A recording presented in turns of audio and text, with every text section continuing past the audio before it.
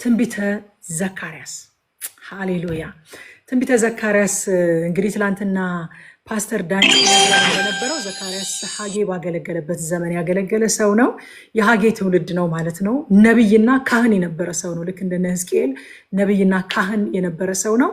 ዘካርያስ እንግዲህ የተወለደው ባቢሎን ውስጥ ነው። ከኢየሩሳሌም ተሰደው ከሄዱት ጋር አይደለም፣ ባቢሎን ውስጥ ነው የተወለደው። ያገለገለውም ደግሞ ከምርኮ መልስ ነው። ትላንት ፓስተር ዳኒ እንደነገረን አገልግሎቱ ርዝማኔውም 2 ዓመት ያክል ነው። ሐጌ ለ3 ወራት ያክል ነው ያገለገለው። ተመሳሳይ ጊዜ ላይ ባያገለግሉም ዘካርያስ ግን ለ2 ዓመታት ያህል እንዳገለገለ ያስረዳናል ክፍሉን ስናነበው። ዘካርያስ ማለት የስሙ ትርጓሜ እንግዲህ እግዚአብሔር ያስታውሳል ማለት ነው። ደስ አይልም? ሃሌሉያ። እግዚአብሔር ምን ያደርጋል? ያስታውሳል። ያስታውሳል፣ አይረሳም። የተስፋውን ቃል ያስታውሳል፣ የገባውን ፕሮሚስ ያስታውሳል። ህዝቡን የወደዳቸውን የያዛቸውን ከማለዳ ጀምሮ የመራቸውን ያስታውሳል። እግዚአብሔር ያስታውሳል። በባቢሎን ሆነው ልጆቻቸውን ሲወልዱ እንዲህ ያለ ትንቢት እየተናገሩ ስም ያወጡ ነበር ለልጆቻቸው። የዘካርያስ ቤተሰቦች እግዚአብሔር በኤርምያስ አማካኝነት ትንቢትን እንደሰጠ ያውቃሉ። ትውልዱን ከ70 ዓመት በኋላ ከዛ ከምርኮ አገር አውጥቶ ወደ ምድራቸው እንደሚመልሳቸው የተነገረውን ትንቢት ሰምተዋል። ስለዚህ ዘካርያስን ሲወልዱ ምን አሉ? እግዚአብሔር ያስታውሳል፣ የገባልንን ቃል ያስታውሳል፣ በኤርምያስ በኩል የነገረንን ተስፋ ያስታውሳል፣ አይረሳውም፣ ይፈጽማል ሲሉ ልጃቸውን ዘካርያስ አሉት ማለት ነው። ስለዚህ ዘካርያስ ማለት እግዚአብሔር ያስታውሳል ማለት ነው። ዋና ዓላማው ምንድን ነው ስንል እንግዲህ ያገለገለበት ጊዜ እንደነገርኳችሁ ከሐጌ ጋር ተመሳሳይ ጊዜ ላይ ነው ብያችኋለሁ። ወቅቱ ደግሞ አይሁድ ከባቢሎን ተመልሰው መጥተዋል። ግን ተመልሰው ቢመጡም ኢየሩሳሌም እንደፈራረሰች ናት ያለችው። ቤተ መቅደሱ አልተጠናቀቀም። ህዝቡ ተስፋ ቆርጦ ስራውን አቋርጦ ተቀምጦ ነበረ። በተለያየ ተግዳሮት ስራውን አቋርጠው ቁጭ ብለው ነበረ። በፈረሰ ከተማና ባልተጠናቀቀ ቤተ መቅደስ ነው የተመለሱት ምርኮኞች ያሉት እና ዋና ዓላማው የዘካርያስ መጽሐፍ የይሁዳን ህዝብ መገሰጽና የጀመሩትን የቤተ መቅደሱን ስራ እንዲጨርሱ ማደፋፈር፣ በዚህ ዓላማ ነው ማለት ነው የጻፈው። ከዛ ደግሞ የክርስቶስን የመጀመሪያና ዳግም ምጽአቱን ደግሞ ለማመላከት ነው የጻፈው ማለት ነው። እነዚህ ሁለቱ ዋና ዋና ዓላማዎቹ ናቸው። የይሁዳ ህዝብ በብዙ ነገር ልቡ ስለዛለ ስለታከተ ቤተ መቅደሱንና ኢየሩሳሌምን ከመስራት አቋርጦ ቁጭ ብሎ ነበረ። እነሱ መገሰጽ፣ ማበረታታት፣ ስራውን እንዲጀምሩ ማድረግ፣ ማደፋፈር ደግሞ ትንቢታዊ ዓላማው የክርስቶስን የመጀመሪያውንም ዳግመኛ ምጽአቱንም ማመላከት ነው ማለት ነው። ዋና ጭብጡ ምንድነው ከተባለ ተመለሱ እኔም ወደ እናንተ እመለሳለሁ ይላል እግዚአብሔር ነው። ዋናው ጭብጡ ተመለሱ እኔም ወደ እናንተ እመለሳለሁ ነው የሚለው። ቁልፍ ጥቅስ እንግዲህ ስናይ አንዳንድ ጊዜ የመጽሐፍት ቁልፍ ጥቅሳቸው 2 ሆኖ የምናገኝበት ጊዜ አለ አይደለ? ልክ እንደ መክብብ መጽሐፍ እንደዚህ አይነት አንዳንድ መጽሐፎች 2 ሆኖ የምናገኝበት ጊዜ አለ። የዘካርያስ መጽሐፍም ልክ እንደዛ ቁልፍ ጥቅሶቹ 2 ናቸው። ዘካርያስ ምዕራፍ 1 ቁጥር 3 እና ዘካርያስ ምዕራፍ 4 ቁጥር 6 ቁልፍ ጥቅሶቹ ዘካርያስ 1 3 እና ዘካርያስ 4 6 ናቸው። ዘካርያስ ምዕራፍ 1 ቁጥር 3 ስለዚህ ለህዝቡ ንገር እግዚአብሔር ጸባዖት እንዲላል ወደ እኔ ተመለሱ ይላል እግዚአብሔር ጸባዖት፣ እኔም ወደ እናንተ እመለሳለሁ ይላል እግዚአብሔር ጸባዖት። ይሄ አንድ ቁልፍ ጥቅስ ነው ማለት ነው።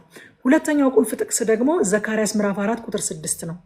ከዚያም እንዲህ አለኝ ለዘሩባቤል የተላከው የእግዚአብሔር ቃል ይህ ነው፣ በመንፈሴ እንጂ በኃይልና በብርታት አይደለም ይላል እግዚአብሔር።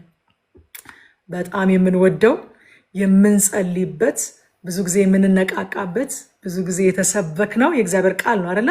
ዘካርያስ 4:6ን የማያውቅ በዚህ ጥቅስ ያልጸለየ፣ በዚህ ጥቅስ ያልተጽናና፣ በዚህ ጥቅስ ያልበረታ ክርስቲያን አለ ብዬ አላስብም። ስለዚህ እነዚህ 2 ቁልፍ ጥቅሶች ናቸው ማለት ነው። ተመለሱ የሚለውና በመንፈሴ ነው እንጂ በኃይልና በብርታት አይደለም የሚሉት እነዚህ 2 ቁልፍ ጥቅሶች ናቸው።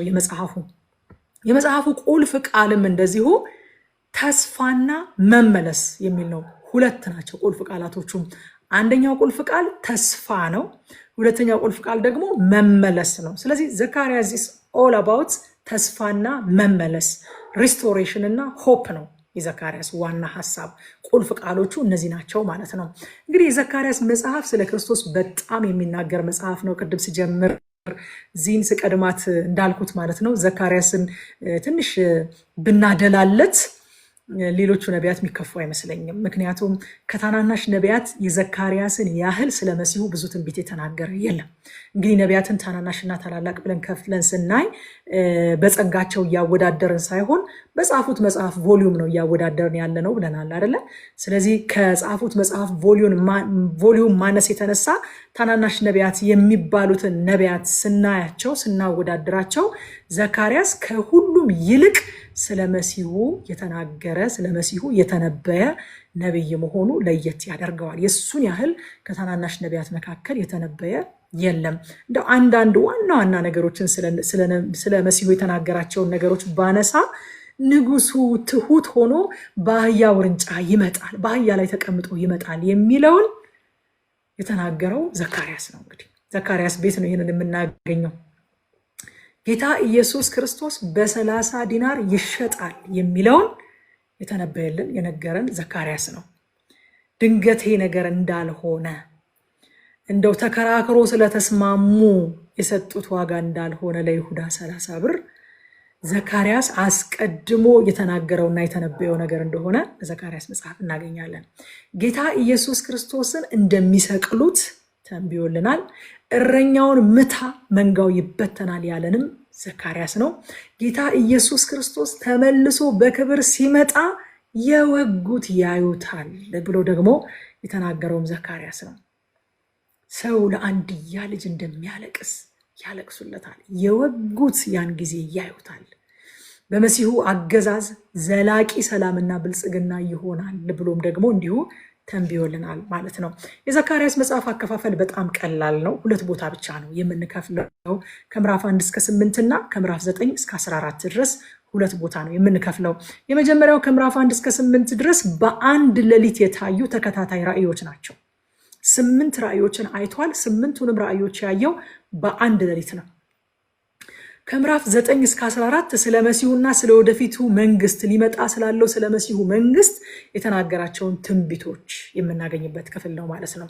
ስለዚህ በአጠቃላይ መጽሐፉ ከተስፋ መቁረጥ ወደ ተስፋ የሚደረግ ጉዞ፣ ከፍርስራሽ መልሶ ወደ መገንባት፣ አሁን ካሉበት ሁኔታ ወደሚመጣው ክብር የሚወስድ መጽሐፍ ነው ማለት እንችላለን ማለት ነው።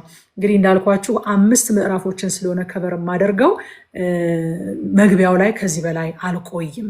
መግቢያውን ይሄን ያህል ካየን ይበቃናል። ወደ ምዕራፍ 1 በቀጥታ እገባለሁ ማለት ነው።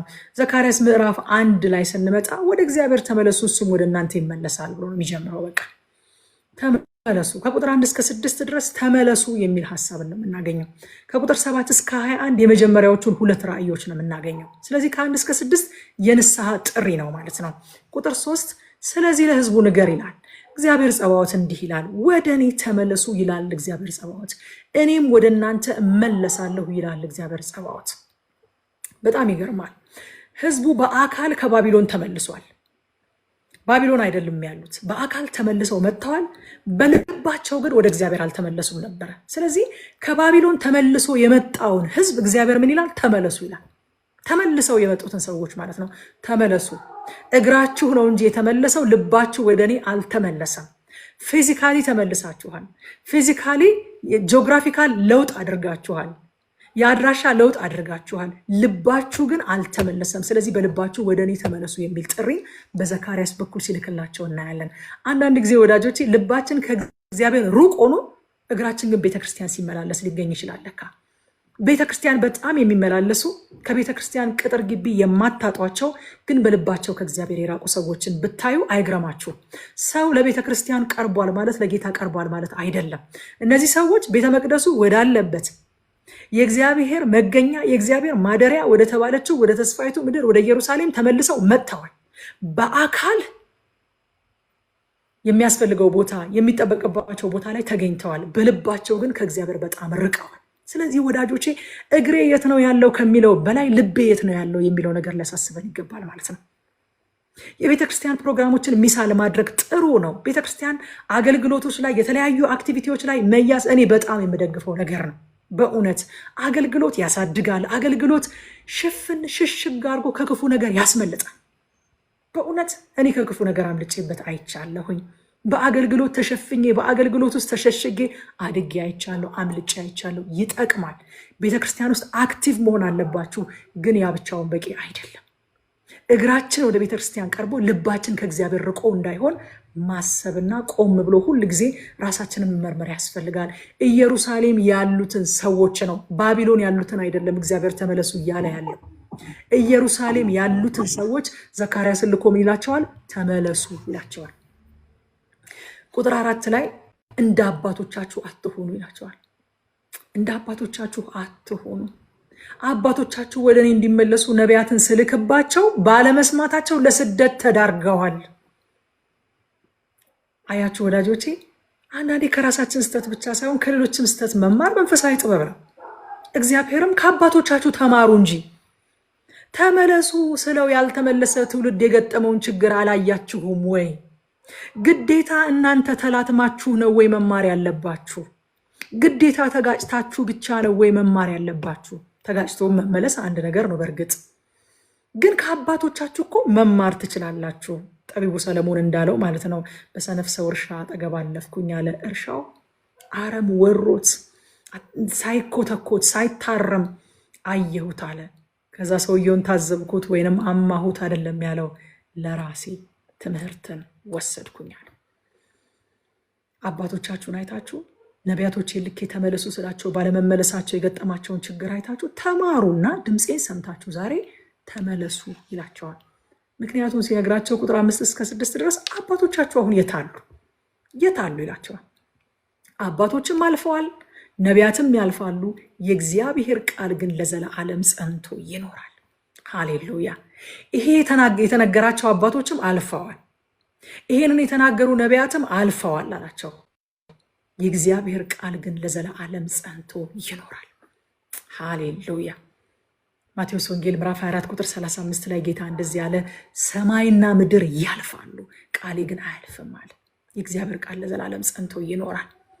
ከዛ በኋላ ቁጥር 7 ላይ ስንመጣ ከ7 እስከ 17 የመጀመሪያውን ራእይ እናገኛለን። በባርሰነት ዛፎች መካከል የቆመውን ሰው እናያለን ማለት ነው። ዘካርያስ እንግዲህ 8ቱንም ራእይ ያየው ቅድም እንዳልኳችሁ በአንድ ምሽት 8 ራእዮችን ያየው። ቁጥር 11 ላይ እነርሱም በባርሰነት ዛፎች መካከል ቆሞ ለነበረው የእግዚአብሔር መልአክ በምድር ሁሉ ተመላለስን፣ መላዋ ምድርም አርፋ በሰላም ተቀምጣለች ብለው መለሱለት ይላል። በባርሰነት ዛፎች መካከል ቆሞ ለነበረው የእግዚአብሔር መልአክ ምን አሉት? በምድር ሁሉ ተመላለስን፣ መላዋ ምድር አርፋ በሰላም ተቀምጣለች። ስትሰሙት ቃሉን ፖዚቲቭ ነገር ይመስላል፣ ጉድ ኒውስ ይመስላል። ግን በጣም የሚገርማችሁ ነገር እዚህ ቦታ ላይ መላዋ ምድር አርፋ በሰላም ተቀምጣለች የሚለው አህዛብን፣ የእስራኤልን ጠላቶች በተለይም ፋርስን ነው እንጂ የኪዳኑን ሕዝብ አይደለም አርፈው ተቀምጠዋል የሚለው። እስራኤልን የሚያስጨንቁ የእስራኤል ጠላቶች፣ እስራኤልን ጨቁነው የገዙ እነዚያ አህዛብ፣ እነዚያ የፋርስ ነገስታት አርፈው ተዘልለው ተቀምጠዋል ብለው ለእግዚአብሔር መልአክ መጥቶ ነገሩት ይላል። የኪዳኑ ሕዝብ መከራ ውስጥ ሆነው ጠላቶቻቸው ተመቻችተው ተቀምጠው ነበረ። እግዚአብሔር ለሕዝቡ የሚቀና አምላክ ስለሆነ ሁኔታውን እያየ ነበረ። ይሁንልኝ ሲል ምድር ሁሉ አርፋ ተቀምጣለች አሉት። ሕዝቡን፣ ከተማቸውን፣ ቤተ መቅደሱን ለማደስ ተነሳ እግዚአብሔር። ቁጥር 12 ላይ የእግዚአብሔር መልአክ መልሶ ይላል፣ አቤቱ የሰራዊት ጌታ ሆይ እነዚህ 70 ዓመት የተቆጣሃቸውን ኢየሩሳሌምንና የይሁዳን ከተሞች የማትምራቸው እስከ መቼ ነው አለ። እስከ መቼ ነው? ይሄ እንግዲህ የብዙ ነቢያትና የእግዚአብሔር ሰዎች ጥያቄ ነው። እግዚአብሔር የተስፋ ቃሉን እንደሚፈጽም፣ እግዚአብሔር እንደሚምር፣ እግዚአብሔር ተሐድሶን እንደሚያመጣ፣ እግዚአብሔር ህዝቡን ሪስቶር እንደሚያደርግ፣ እግዚአብሔር የህዝቡን ጠላት እንደሚበቀል ሁሉም ነቢያት አይጠረጥሩትም እግዚአብሔርን። ሁሉም ጥያቄ የሚሆንባቸው ግን መቼ ትመጣለህ? መቼ ትፈርዳለህ? መቼ ይቅር ትላለህ? መቼ ሪስቶር ታደርገናለህ?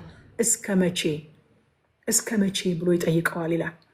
ዮሐንስ ራእይ ላይ ካስታወሳችሁ ምዕራፍ 6 ቁጥር 10 ላይ በታላቅ ድምፅ እየጮሁ ይላል፣ ቅዱስና እውነተኛ ጌታ ሆይ እስከ መቼ ድረስ አትፈርድም?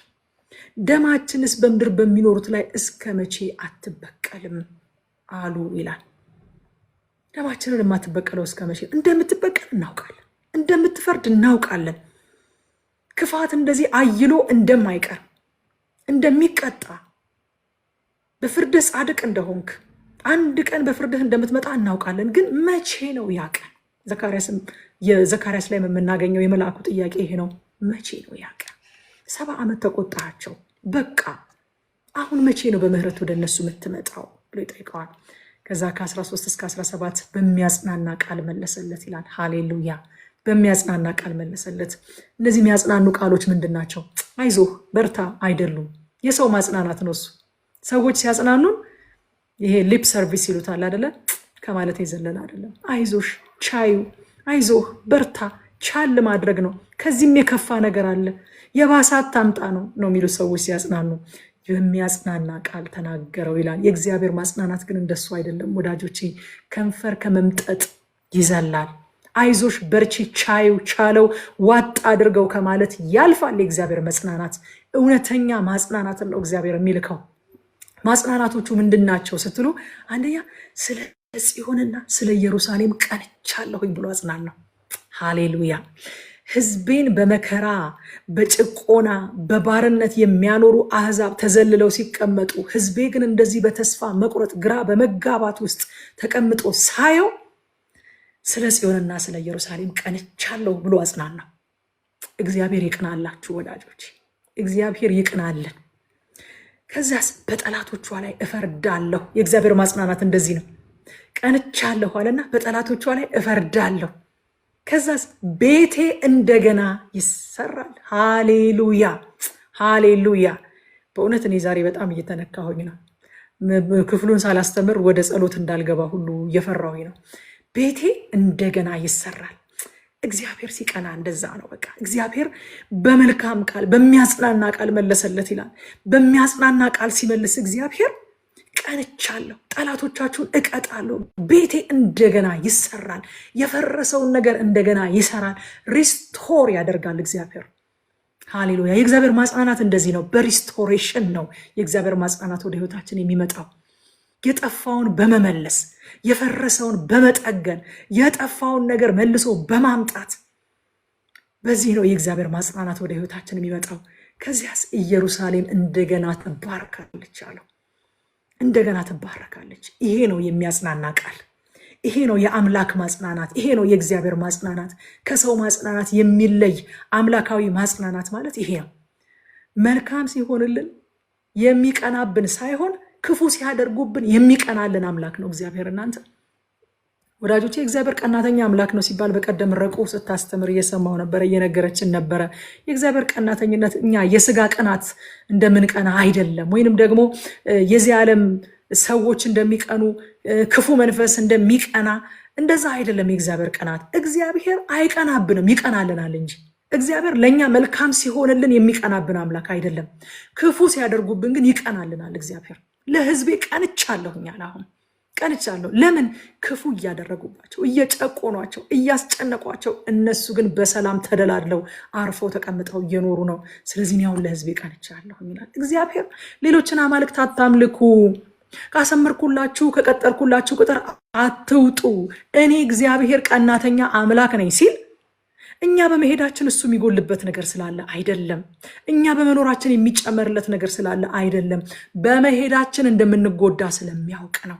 እንደምንሰበር ስለሚያውቅ፣ እንደምንሞት ስለሚያውቅ፣ እንደምንቆስል፣ እንደምንጠፋ፣ እንደምንባዝን ስለሚያውቅ፣ በውጭ ያለው ጥፋት እንደሆነ፣ በውጭ ያለው ክፋት እንደሆነ፣ በውጭ ያለው ተኩላ እንደሆነ፣ እንደማይራራልን አውሬ እንደሆነ በውጭ ያለው ስለሚያውቅ ይቀናልናል።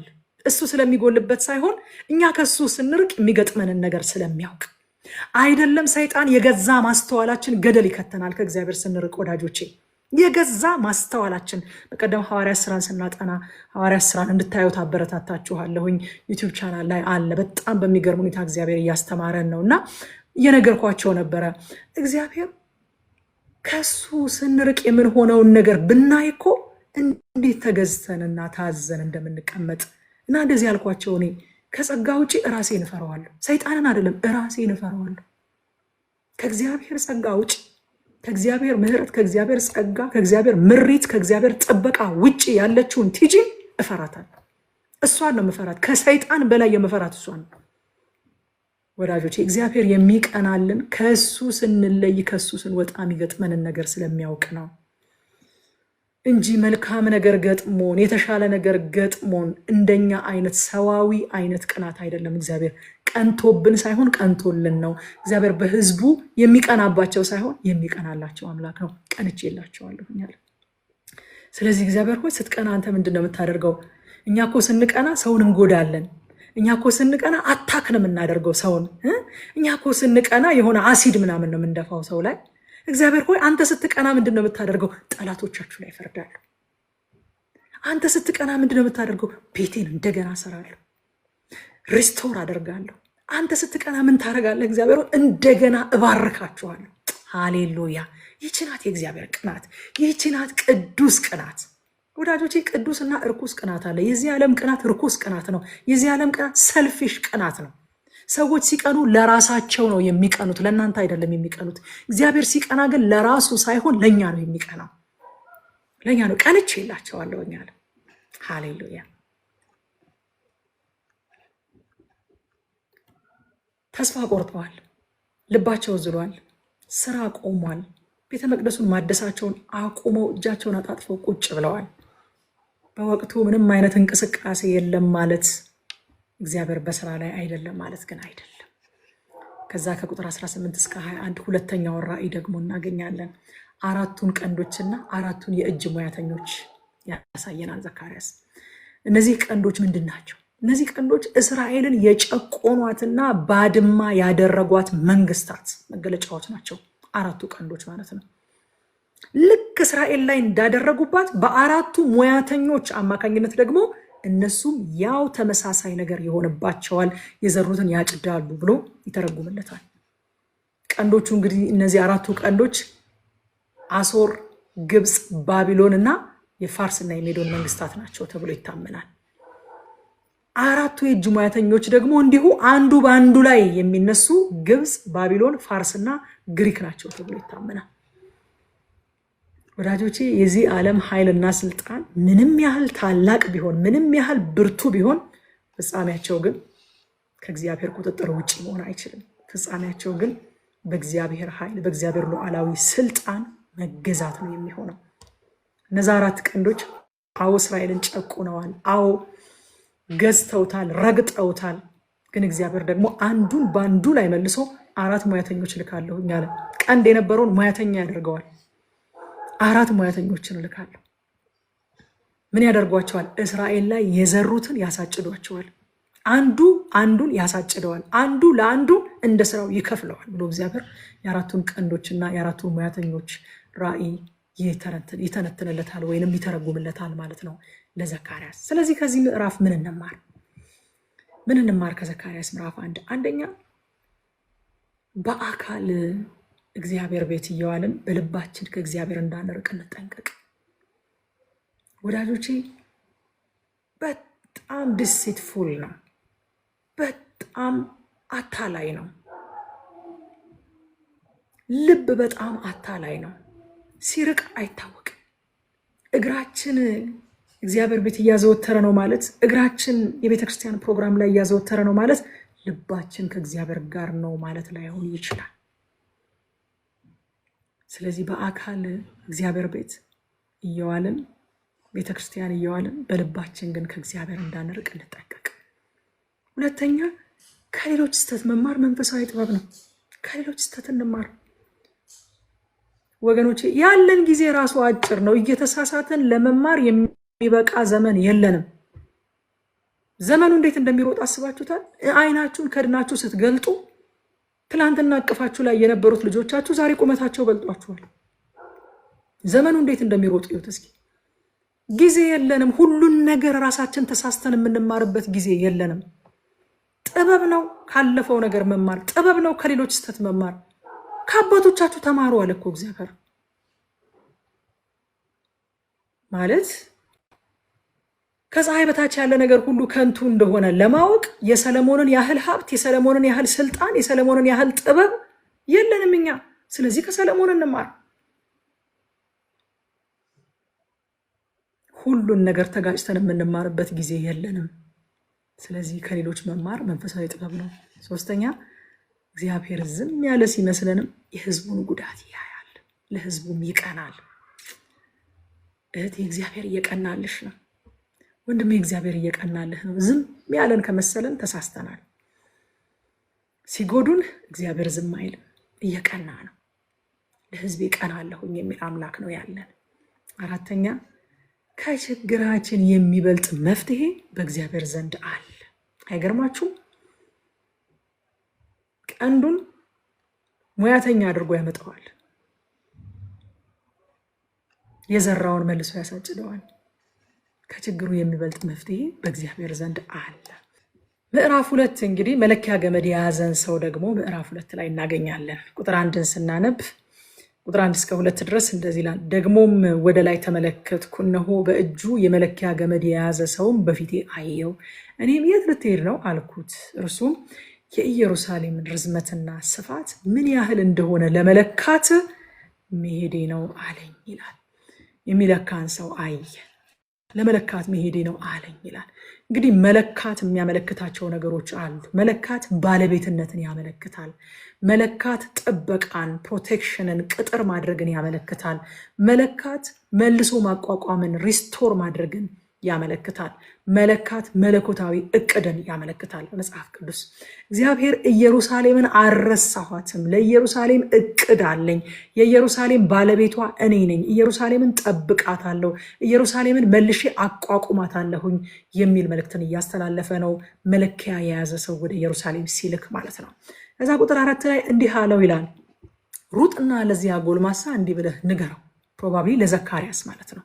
እንዲህ ብለህ ንገረው፣ በውስጧ ካለው የሰውና የከብት ብዛት የተነሳ ኢየሩሳሌም ቅጥር እንደሌላት ከተማ ትሆናለች በለው ይላል። ይሄ ቅጥር እንደሌላት የሚለው በቅጥር መወሰን እስከማትችል ህዝቧ እጅግ ይበዛል ማለት ነው እንጂ ለጥቃት የተጋለጠች ለአደጋ የተጋለጠች ቅጥር አልባ ከተማ ትሆናለች ማለት አይደለም። ቅጥር አልባ የምትሆንበት ምክንያት በውስጧ ካለው የሰውና የከብት ብዛት የተነሳ ነው። ያ ማለት ምን ማለት ነው? በቅጥር መወሰን እስከማትችል ድረስ ከብቶቿ፣ እንስሶቿና ሰዎቿ እጅግ ይበዛሉ የሚል ፖዚቲቭ የሆነ ትንቢት ነው ማለት ነው።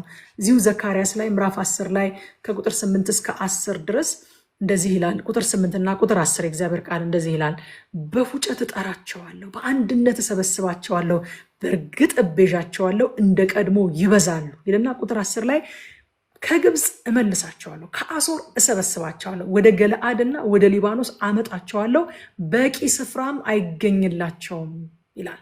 ስለዚህ ፖዚቲቭ የሆነ ነገር እንደሆነ እናያለን። ቅጥር እንደሌላት ከተማ ትሆናለች የሚለው እግዚአብሔር ከስፍራ ሁሉ ህዝቡን በፉጨት ስለሚጠራና ስለሚሰበስብ ተሰብስበው ሲመጡ በቂ ስፍራ አይገኝላቸውም፣ በጣም ብዙ ከመሆናቸው የተነሳ የሚል ሪስቶሬሽንን የሚያመላክት ነው ማለት ነው። ከዛ ግን በጣም የሚገርመው በውጭዋ ቅጥር የላትም ይልና እግዚአብሔር በውጭዋ የእሳት ቅጥር እሆንላታለሁ፣ በውስጧ ደግሞ ክብር እሆንላታለሁ ይላል። ኢየሩሳሌም ቅጥር እስከማይኖራት ድረስ ህዝቧና እንስሶቿ የበዙ ይሆናሉ ብሎ ብዙ ህዝብና ብዙ እንስሶች ያሏት አደሴም ታይም ቅጥር የሌላትና ለአደጋ የተገለጠች ከተማ እንድትሆን ሳይሆን የሚተዋት እኔ እግዚአብሔር የእሳት ቅጥር እሆንላታለሁ ይላል። የእሳት ቅጥር ማለት የመለኮታዊ ጥበቃ ምሳሌ ወይንም ትዕምርት እንደሆነ እናውቃለን። በዛን ዘመን እንግዲህ ከተማ ሁሉ ቅጥር ሊኖረው ግድ ነበረ። ቅጥር የሌለው ከተማ ማለት ለጥቃት የተጋለጠ ከተማ ማለት ነው። እግዚአብሔር የድንጋይ ቅጥር አይደለም እሆናታለሁ የሚለው። ቅጥር የሚሰራው ኖርማሊ ከድንጋይ ነው። እግዚአብሔር ግን ለኢየሩሳሌም የድንጋይ ቅጥር አይደለም እሆናታለሁ ያለው የእሳት ቅጥር። ሃሌሉያ! የድንጋይን ቅጥር ሰዎች ተንጠላጥለው ሊያልፉበት ይችላሉ። የእሳት ቅጥር ላይ ማን መንጠላጠል ይችላል? ወዳጆች፣ የእሳት ቅጥር እሆንላታለሁ ለኢየሩሳሌም ብሎ ሲናገር እናገኘዋለን እዚህ ቦታ ላይ ማለት ነው። ህዝቡ ለራሱ የድንጋይ ቅጥር ነው የሚፈልገው። እግዚአብሔር ግን እኔ ነኝ ቅጥራችሁ፣ ከቅጥርም ደግሞ የእሳት ቅጥር ነው መሆንላችሁ ይላል። ወገኖች፣ ዛሬም አማኞች ልዩ ልዩ ቅጥሮች አሉን እኮ አይደለም? ከክፉ ነገር የምንጠበቅባቸው ለክፉ ቀን ብለን የምናስቀምጣቸው ለክፉ ቀን አይደለም? አሉን ቅጥሮች። ገንዘብ ቅጥራችን ነው። ዘመድ ቅጥራችን ነው። ስልጣን ቅጥራችን ነው። ኮኔክሽን ቅጥራችን ነው። የተለያዩ ቅጥሮችን በዙሪያችን ለማኖር እንሞክራለን። የኛ ግን የማይበገር ቅጥራችን ሊሆን የሚገባው እግዚአብሔር የሰጠን ነገር ሳይሆን ራሱ እግዚአብሔር። እግዚአብሔር የሰጠንን ነገር እንኳን እንደ ቅጥር አድርገን ልንታመንበት አይገባም። እግዚአብሔር የሚለው እባርካችኋለሁ፣ ሪስቶር አደርጋችኋለሁ፣ እመልሳችኋለሁ። ግን ይሄ ሁሉ ነገር ቅጥር ሆኖ ፕሮቴክት ሊያደርጋችሁ አይችልም። የእናንተ ቅጥር እኔ ነኝ፣ እኔ ራሴ ነኝ ይላል እግዚአብሔር። ቅጥራችን መሆን የሚፈልገው ራሱ ነው። ሃሌሉያ ሃሌሉያ። እኔ ይገርመኛል ጌታ ኢየሱስ ክርስቶስ ማቴዎስ ወንጌል ምዕራፍ 28 ቁጥር 20 ላይ ታላቁን ተልእኮ ለደቀ መዛሙርቱ ሲሰጣቸው ኢትስ አ ሂውጅ ሚሽን እኮ የሰጣቸው በጣም ትልቅ እኮ ሚሽን ነው። እንኳን እነዛ ምንም አይነት በጀት፣ ምንም አይነት ስትራቴጂ፣ ምንም አይነት የተዘጋጀ ነገር የሌላቸው ብዙም ትምህርት ያልዘለቃቸው የገሊላ የባላገር ሰዎች ተብለው የተናቁ 12 ደቀ መዛሙርት ቀርቶ እኛ ዛሬ እኮ ሚሽን ተብሎ ፕሮግራም ሲወጣ በጣም ብዙ በጀት፣ በጣም ብዙ አካሄድ፣ በጣም ብዙ ስትራቴጂ ይነደፋል እኮ አይደል? በጣም ይገርመኛል። የሰጣቸው በጀት ምን እንደሆነ ታውቃላችሁ? በአጠቃላይ ለዚህ ሚሽን የሰጠው ፕሮቪዥን ምን እንደሆነ ታውቃላችሁ? እናንብበው ማቴዎስ ወንጌል ምዕራፍ 25 ቁጥር 20 ላይ እንግዲህ ሂዱና አሕዛብን ሁሉ በአብ በወልድና በመንፈስ ቅዱስ ስም እያጠመቃችኋቸው ያዘዝኳችሁን ሁሉ እንዲጠብቁ እያስተማራችኋቸው ደቀ መዛሙርት አድርጓቸዋልና። እሺ ጌታ ሆይ የታል ፕሮቪዥኑ? የታል ፕሮቴክሽኑ? የታል ለዚህ ጉዞ ለዚህ ሚሽን የሚያስፈልገው ነገር ስትሉት፣ እነሆ እኔ እስከ ዓለም ፍጻሜ ድረስ ሁልጊዜ ከእናንተ ጋር ነኝ። ዲስ ኢዝ ዘ በጀት። ሃሌሉያ ዳትስ ኦል። በቃ እንዲህ በጣም እኮ አሁን የሮም መንግስት እኮ በጣም እየገነነ ያለበትና ይኸው እንኳን ለእኛ ለአንተም እኮ ያልተመለሱ ናቸው እነሱ። ይኸው እኮ የራሳችን የካህናት አለቆች ፈሪሳውያንና ሰዱቃውያን ራሳቸው እኮ በጣም ከባድና አስፈሪ ሰዎች እንኳን እኛን ደቀ መዛሙርቱን ጌታችንን እንኳን የሰቀሉ ናቸው። እንዴት አድርገን ነው ሰርቫይቭ የምናደርገው? እንዴት አድርገን ነው የሰጠህንን ተልእኮ እስከ ምድር ዳርቻ ድረስ ይዘን የምንሄደው? ይኸው በጀቱ፣ ይኸው ፕሮቴክሽኑ፣ ይኸው ትጥቁ፣ ይኸው የሚያስፈልጋችሁ ነገር በአንድ ላይ ተጠቅልሎ አንድ ቁልፍ ማስተር ኪ ሆኖ ይኸው ተሰጥቷችኋል። ምንድን ነው ጌታ ሆይ እኔ ከእናንተ ጋር እሆናለሁ። ሃሌሉያ ሃሌሉያ። እኔ የሰጠኋችሁ ነገር ሳይሆን እኔ ራሴ ከእናንተ ጋር እሆናለሁ። እኔ ምንጩ ከእናንተ ጋር እሆናለሁ። የሁሉም ነገር ምንጩ ከእናንተ ጋር እሆናለሁ። ይህንን የሰጣቸው በቃ ሃሌሉያ። ጌታ ለደቀ መዛሙርቱ የሰጣቸው መተማመኛ የራሱን አብሮነት ነው እንጂ የሆነ ባታሊዮን ጦር የሆነ የመላእክት ሰራዊት ምናምን አይደለም ያስከተተላቸው። አብሮነቱን ነው መተማመኛ አድርጎ የሰጣቸው። እንዴት እንዘልቀዋለን? እኔ ከእናንተ ጋር እሆናለሁ። ቢያስሩንስ እኔ ከእናንተ ጋር እስር ቤት እገባለሁ። ቢጎትቱንስ ወደ ሸንጎ እኔ ከእናንተ ጋር እገባለሁ። የምትናገሩትን የዛን ጊዜ እሰጣችኋለሁ። ጌታም ከነርሱ ጋር ነበረ። ሐዋርያት ሥራን ስናጠና አሁን በጣም ጌታ እያስደነቀን ነው። ጌታም ከነርሱ ጋር ነበረ፣ በድንቅና በተአምራት ቃሉን ያጸና ነበረ። እግዚአብሔርም በሰው ሁሉ ፊት ሞገስ ሰጥቷቸው ነበረ። ሐዋርያትም በሰው ሁሉ ፊት ይከበሩና ይፈሩ ነበረ። ድንቅና ተአምራትም በእጃቸው ይደረግ ነበረ። ሃሌሉያ። ይሄ ሁሉ ነገር የሆነው ከምን የተነሳ ነው? እኔ ከእናንተ ጋር እሆናለሁ ከሚለው ቃል የተነሳ ነው። ደግሞ በውጭው የእሳት ቅጥር ሆናታለሁ ብቻ ሳይሆን በውስጧም ክብሯ እሆናለሁኝ አለ እግዚአብሔር። ክብሯ እሆናለሁ። ዋው! ምን ማለት ነው? እግዚአብሔር ሕዝቡን ከውጭ ይጠብቃል፣ ከውስጥ ደግሞ ይለውጣል። ደስ አይልም? የእግዚአብሔር አሰራር። እኔ ይህ አሰራር እንዴት ደስ እንደሚለኝ ልነግራችሁ አልችልም። ሽፍን አድርጎ እኮ ነው እግዚአብሔር የሚሰራው። እናንተ ግልጥልጥ አድርጎ አይደለም። እኛ እንኳን በሱ መልክና ምሳሌ የተፈጠረን እኮ ስንሰራ ሽፍን አድርገን ነው የምንሰራው። ህንፃዎች ሲሰሩ አይታችኋል። ፊት ለፊት ላይ ያለቀው ፕላን ይቀመጣል። ህንፃው ሲያልቅ ይሄንን ነው የሚመስለው ተብሎ ፊት ለፊት ላይ ያለቀ የሆነ የሚያጓጓ በጣም የሚያምር ስዕል ፕላን ተቀምጦ ታያላችሁ። ውስጡ ግን እንደዛ አይደለም። ውስጡ ብዙ ጭቃ አለ። ውስጡ በጣም ብዙ ብረት፣ ፌሮ፣ ድንጋይ ምናምን ለአይን ደስ የማይሉ የኮንስትራክሽን መሳሪያዎች፣ ኳኳታ፣ የሚቆረጥ የሚቆፈር ምን የሚባል ነገር አለ ውስጡ። የህንፃው ባለቤት ግን ምን እያደረገ ነው? ህንፃው ሲያልቅ ይሄንን ነው የሚመስለው በሚለው ስዕል ሸፍኖ ህንፃውን ከውስጥ እየሰራ ነው። በውጭ የእሳት ቅጥር ይሆንና ስታልቅ አስሩዬ ይሄንን ነው የምትመስለው እያለ ኢየሱስን እያሳየ ከውስጥ ግን ጭቃ አለ፣ ፌሮ አለ፣ ጠጠር አለ፣ የሚቆፈር ነገር አለ፣ የማያምር ነገር፣ የማይስብ ነገር፣ አብሬው ፎቶ ልነሳ ማትሉት ነገር፣ አትራክቲቭ ያልሆነ ነገር አለ ውስጥ። ከውስጥ ይሰራል፣ ከውጭ ደግሞ በእሳት ቀጥሮ እኛን ሳይሆን ኢየሱስን ያሳያል። ስሙ ለዘላለም የተባረከ ይሁን። ስሙ ለዘላለም የተባረከ ይሁን። አንድ ጊዜ ካስታወሳችሁ የእስራኤል ሕዝብ ከግብፅ ምድር ወጥቶ በቃ ልክ ባላቅ እንዳለው ማለት ነው በፊቱ ያለውን ሕዝብ በሬ በፊቱ ያለውን ሳር እየጨረሰ እንደሚሄድ በፊቱ ያሉትን መንግስታትና ሕዝብ እየጨረሰ የመጣ ሕዝብ ነው እስኪባል ድረስ በፊቱ ያሉ መንግስታትን እያጨደ ተጉዞ መጣ። ልክ እነ ባላቅ ጋር ሲደርስ ባላቅ ይህንን ሕዝብ አልችለውም ማለት እኔ በጦር አልገጥመውም። ብዙዎች ከዚህ በፊት ገጥመውት ተበልተዋል፣ ተዋርደዋል። ስለዚህ እኔ እሱን በጦር አልገጥመውም፣ ናርገምልኝ አለው። በለዓም ተራራ ላይ ወጣና ከፍ ያለ ቦታ ላይ ወሰደውና እስኪ በዚህ በኩል አይታቸው ረገማቸው ሲባል እናንተ ውስጥ ያለውን እኮ ትርምስ አታውቁም። እስራኤል ሕዝብ መካከል ያለው ትርምስ አለቃ መርጠው ወደ ግብፅ ለመመለስ እያሴሩ ነው። እነሱ እግዚአብሔር ላይ እያጉረመረሙ ነው። ፌሮ ነው፣ ጭቃ ነው፣ ጠጠር ነው፣ ቁፋሮ ነው። አስቀያሚ ነገር ነው እዛ ውስጥ ያለው። ከውጭ ግን በለዓም ሲመለከታቸው እግዚአብሔር ለበለዓም እሱን ቪው አልሰጠውም፣ እሱን አላሳየውም። እያጉረመረሙ ነው። አረ ወደ ግብፅ እንመለስ እያሉ ነው። አይዞህ አትፍራቸው አይደለም ያለው። ምን አይነት ህዝብ ነው ይሄ? ምን አይነት ህዝብ ነው? እንደ እንስት አንበሳ ተዘልሎ የተቀመጠ ህዝብ። በዛ ላይ ደግሞ ቅርብ አይደለም ሩቅ ነው። ግን የንጋት ኮከብ ከመካከላቸው ሲወጣ እኮ ያሳየኛል ብሎ እየተደነቀ መናገር ጀመረ። አያችሁ ወዳጆቼ፣ እኛን በውስጥ ሲሰራን እኛ ያለንበት ሁኔታ ሌላ፣ እግዚአብሔር ደግሞ ለጠላታችን የሚያሳየው ነገር ሌላ።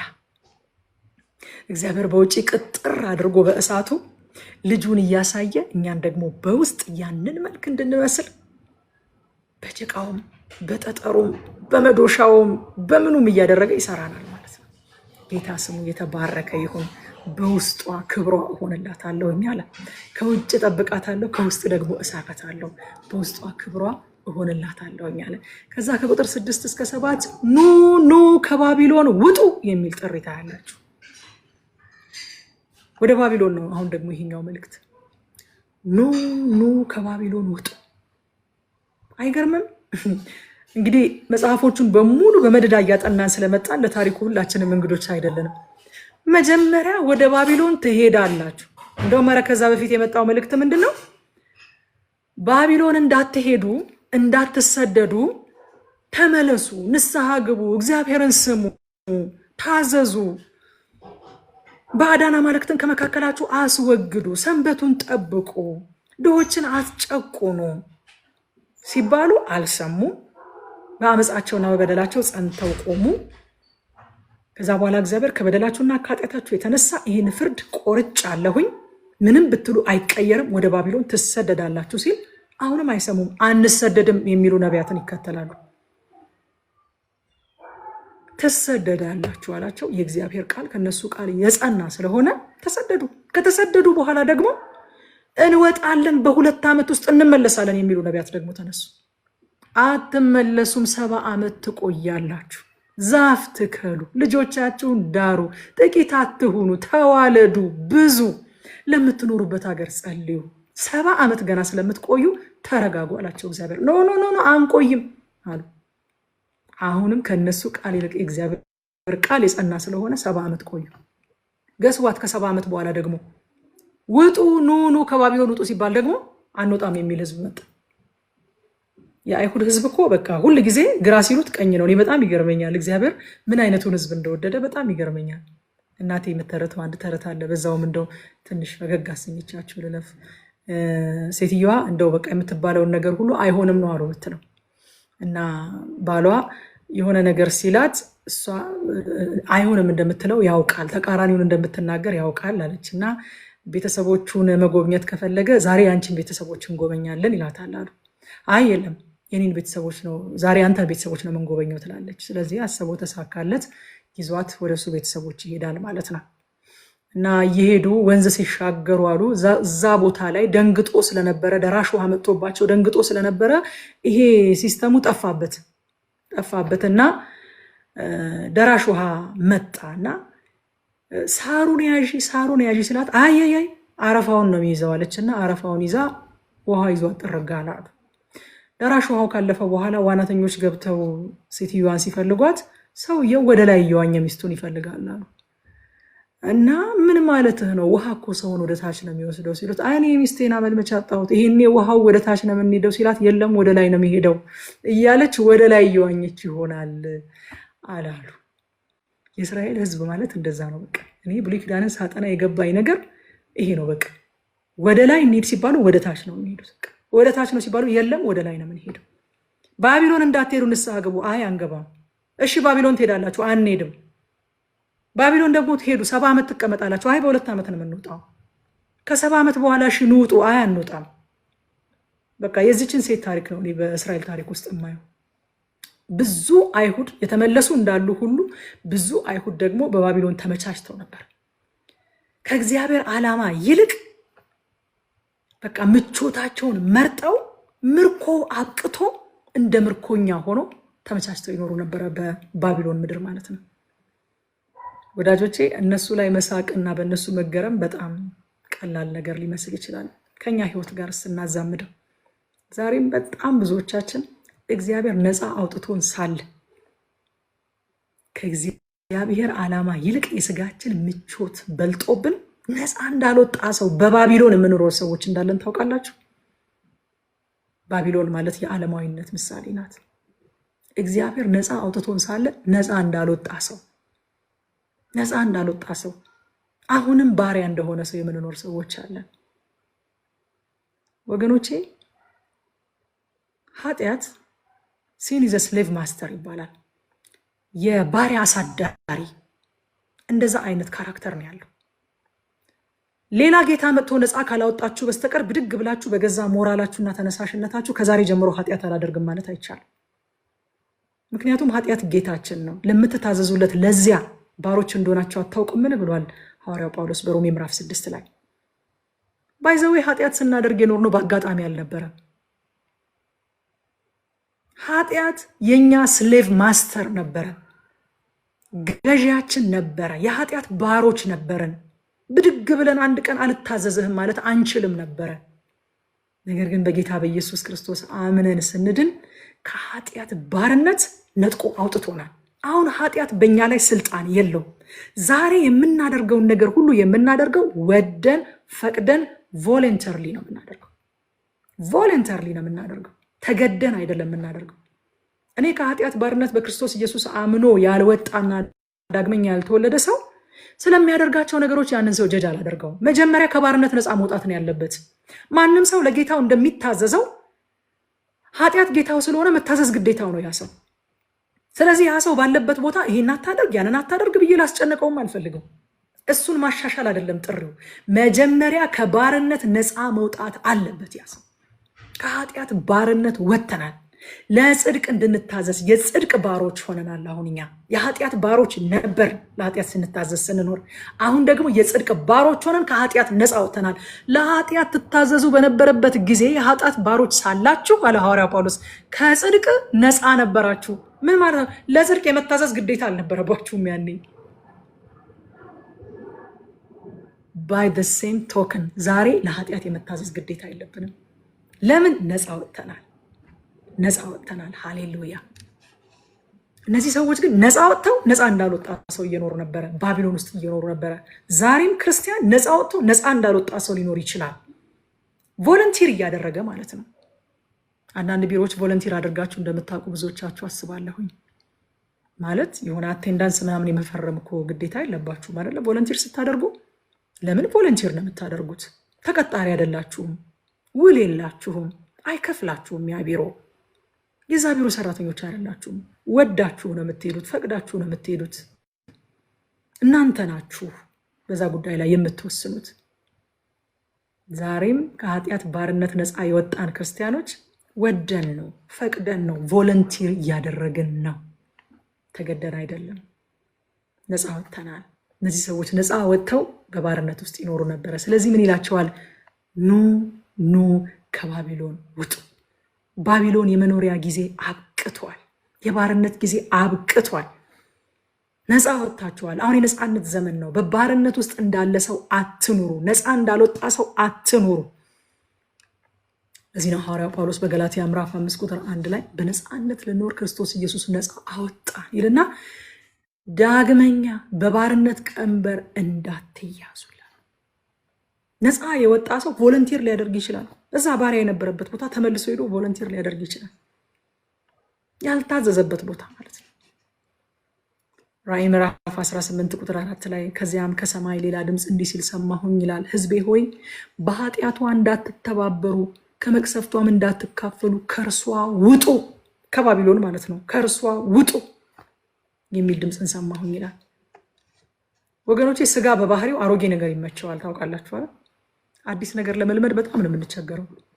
አሮጌ ነገር በጣም ነው የምንወደው። እስኪ በየቤቶቻችሁ አሮጌ ጫማ የሌለው አሮጌ ካልሲ የሌለው አዲሱን ፒጃማ ቁጭ አድርጎ አሮጌ ፒጃማ የማይለብስ ከእናንተ መካከል እስኪ ንገሩኝ፣ ማን ያለው?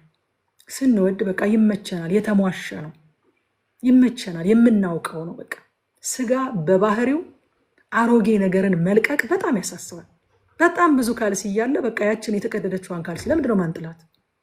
ያችን አሮጌዋን ካልሲ፣ ያችን አሮጌዋን የቤት ጫማ አንጥላት። አሮጌ ነገር ይወዳል በቃ ስጋ። ሁሉም ቤት አለ። በነገራችን ላይ አበሻ ቤት ብቻ አይደለም፣ ፈረንጅም ቤት አለ። አሮጌ ነገር ስጋ በጣም ይወዳል። የተሟሸ የለመደውን ነገር ይወዳል። ውጡ እየተባሉ ባቢሎንን ለመዱት። በቃ ሰምሃው ክፉ ነገርም ቢሆን ይለመዳል። አይገርማችሁም? ይለመድና ኮንፈርት ዞናችን ይሆናል። ከዛ መውጣት አንፈልግም። ከዛ ቁጥር 8 ላይ እንዲላቸዋል እግዚአብሔር ጸባዖት እንዲህ ይላልና ካከበረኝና በዘረፏችሁ አሕዛብ ላይ ከላከኝ በኋላ የሚነካችሁ የዓይኑን ብሌን ይነካል። የሚነካችሁ የዓይኑን ብሌን ይነካል። የዓይን ብሌን ማለት እንደምታውቁት እንግዲህ በጣም ተፈላጊና በቀላሉ ሊጎዳ የሚችል የሰውነት አካል ነው። የሚከፈለው ዋጋ ተከፍሎ ፕሮቴክት ይደረጋል። ለዓይን ብሌን አይደለም። የሆነ ነገር ከዛ ድንጋይ ምናምን ሲወረወር እጁን እንደዚህ እንዳይመታው ወደኋላ የሚደብቅ ሰው ከእናንተ መካከል አለ? እጃችን እንዲመታ አሳልፈን ሰጥተን አይናችንን ነው የምንሸፍነው አይደለም? የሆነ ነገር ሲደረግ እንደዚህ ብለን አይናችንን ነው የምንሸፍነው። ለምን? ሌላ እኮ አይደለም፣ በቀላሉ የሚጎዳ ስለሆነ፣ በቀላሉ የሚጎዳ ስለሆነ። ስለዚህ ልዩ ዋጋ የሚከፈለው ዋጋ ተከፍሎ ልዩ ጥንቃቄ ለዓይን ብሌን እንደሚደረግ እግዚአብሔር ለሕዝቡ እንዲሁ ነው የሚጠነቀቀው። ስብር እንደምንል ያውቃል እግዚአብሔር። ለዛ ነው እንደ ዓይኔ ብሌን ነው የሚለው እኮ። ለዛ ነው እንደ ዓይን ብሌን ሴንሲቲቭ ናቸው። ልክ እንደ ዓይን ብሌን ናቸው። በቃ የሚነካቸው የዓይኔን ብሌን እንደሚነካ ነው። እኔም ፕሮቴክት የማደርጋቸው ሰው የዓይኑን ብሌን ፕሮቴክት እንደሚያደርግ ነው ይላል። የዓይኔ ብሌን ናቸው ይላል። ፓርት ኦፍ ሚ ናቸው። ጌታ ኢየሱስ ክርስቶስ ካስታወሳችሁ ሐዋርያት ሥራ ምዕራፍ 9 ቁጥር 4 ላይ ሐዋርያው ጳውሎስን እንደዚህ ያለው በምድር ላይ ወድቆ ሳለ ይላል ሳውል ሳውል ስለምን ታሳድደኛለህ የሚለውን ድምፅ ሰማ ይላል። ኢየሱስ ደቀ መዛሙርቱን የኔ ብቻ አይደለም የሚላቸው እኔ ነው የሚላቸው። እኔን ለምን ትነካኛለህ? እኔን ለምን ታሳድደኛለህ ሲላቸው እናያለን። እግዚአብሔር ሕዝቡን የዓይኔ ብሌን የኔ የአካሌ ክፍል እኔ ናቸው። ስለዚህ የሚነካቸው እኔን ነው የሚነካው፣ ከኔም ደግሞ የዓይኔን ብሌን እንደሚነካ ነው ብሎ ይናገራል ማለት ነው። ከቁጥር 9 እስከ 13 ብዙ አሕዛብ ከእግዚአብሔር ጋር ይተባበራሉ ይላል። ብዙ እስራኤላውያን በዛን ጊዜ በረከቱ ለእስራኤል ሕዝብ ብቻ ነው ብለው ያስቡ ነበር። እግዚአብሔር ግን አሕዛብ ይመጣሉ በማለት ከእስራኤል ያለፈ እቅድ እንዳለው መሲሐዊ ትንቢት ደግሞ ሲናገር እዚህ ጋር እናየዋለን። ለዚህ ነው ሐዋርያው ጳውሎስ በገላትያ ምዕራፍ 3 ቁጥር 28 ላይ አይሁዳዊ ወይንም የግሪክ ሰው የለም፣ ባሪያ ወይንም ጨዋ ሰው የለም፣ ወንድም ሴትም የለም፣ ሁላችሁ በክርስቶስ ኢየሱስ አንድ ሰው ናችኋል። ብዙ አሕዛብ ይመጣሉ እንደተባለ እኛ ሁላችን መጣንና በክርስቶስ ኢየሱስ አንድ ሆነን ሕዝብንና አሕዛብን አንድ አደረገ ማለት ነው። ሐዋርያት ምዕራፍ 10 ላይ ለቆርኔሌዎስ ቤተሰብ የደረሰው ወንጌል የዚህ ትንቢት ፍጻሜ እናያለን። ቁጥር 10 ላይ ከዛ በኋላ የጽዮን ልጅ ሆይ እነሆ መጥቼ በመካከልሽ እኖራለሁና ዘምሪ ደስ ይበልሽ ይላል እግዚአብሔር ይላል።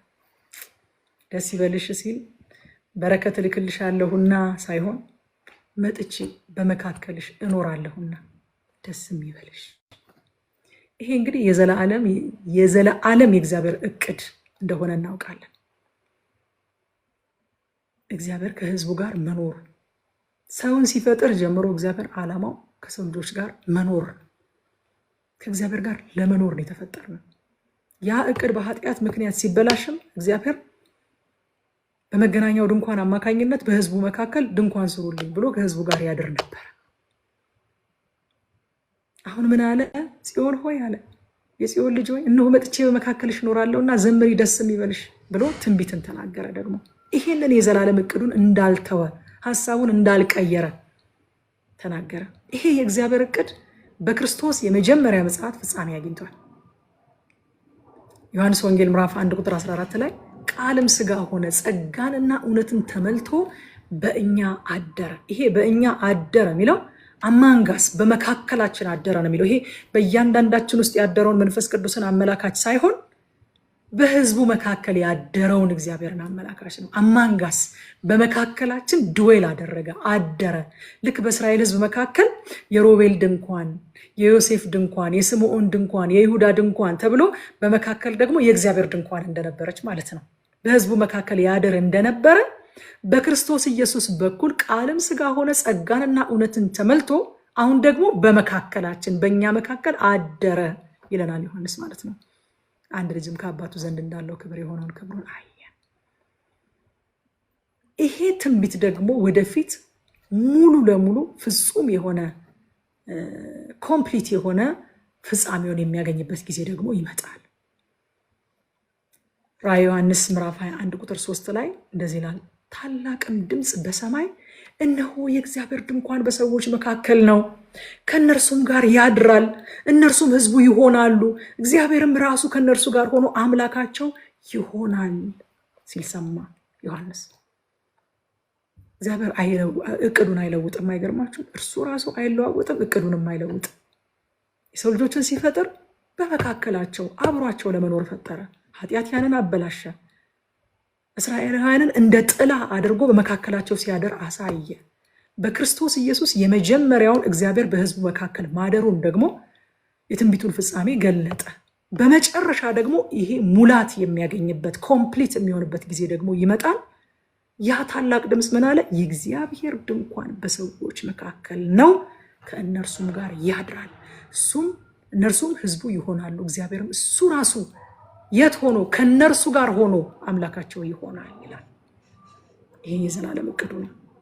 እዛ ከቁጥር 12 እስከ 13 ስጋ ለባሽ ሁሉ በእግዚአብሔር ፊት ጸጥ ይበል ይላል።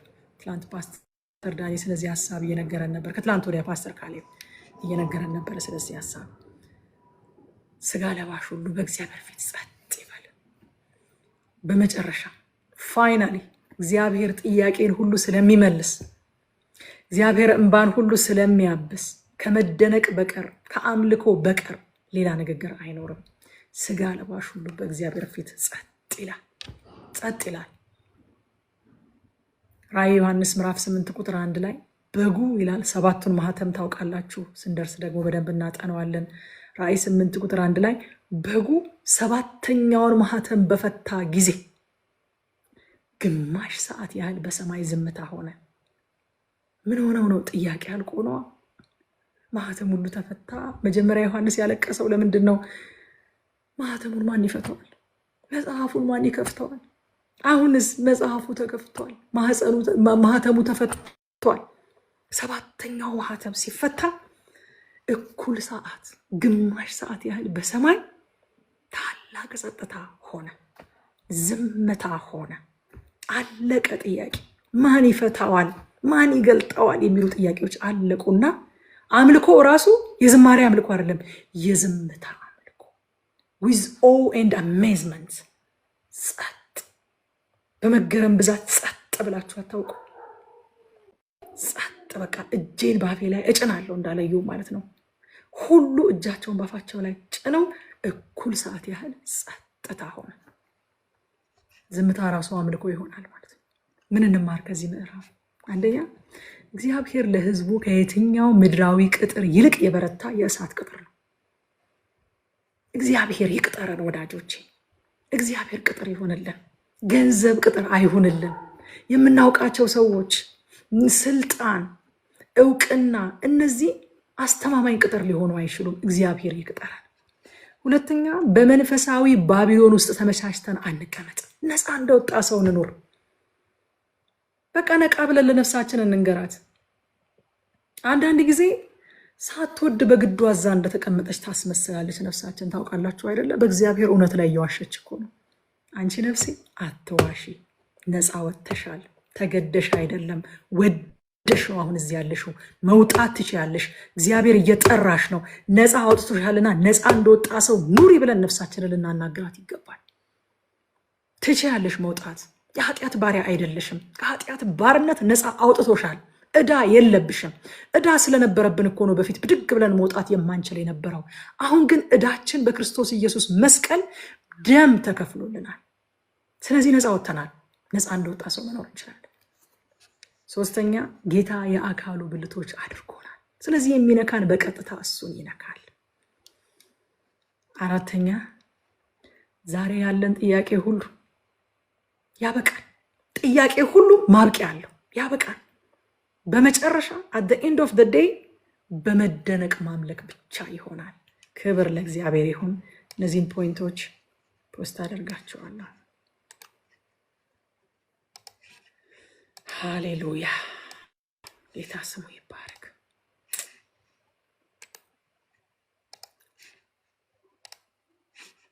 ዘካርያስ በጣም ቢዩቲፉል መጽሐፍ አይደል? እግዚአብሔር ይመስገን። ሰዓቴ በጣም ሄዷል። ምዕራፍ 3 ነኝ ገና። ምዕራፍ 3 ላይ ደግሞ አስደናቂ ነገር እናያለን። ኃጢአተኛን የሚያጸድቅ ጸጋ በጣም የምንወደው ምዕራፍ እንደሆነ አስባለሁኝ አይደለ? አቤኑዬ ገና ምዕራፍ 3 ስል ፈገግ እያለ ነው። ምዕራፍ 3ን ደግሞ የማይወድ ማን አለ?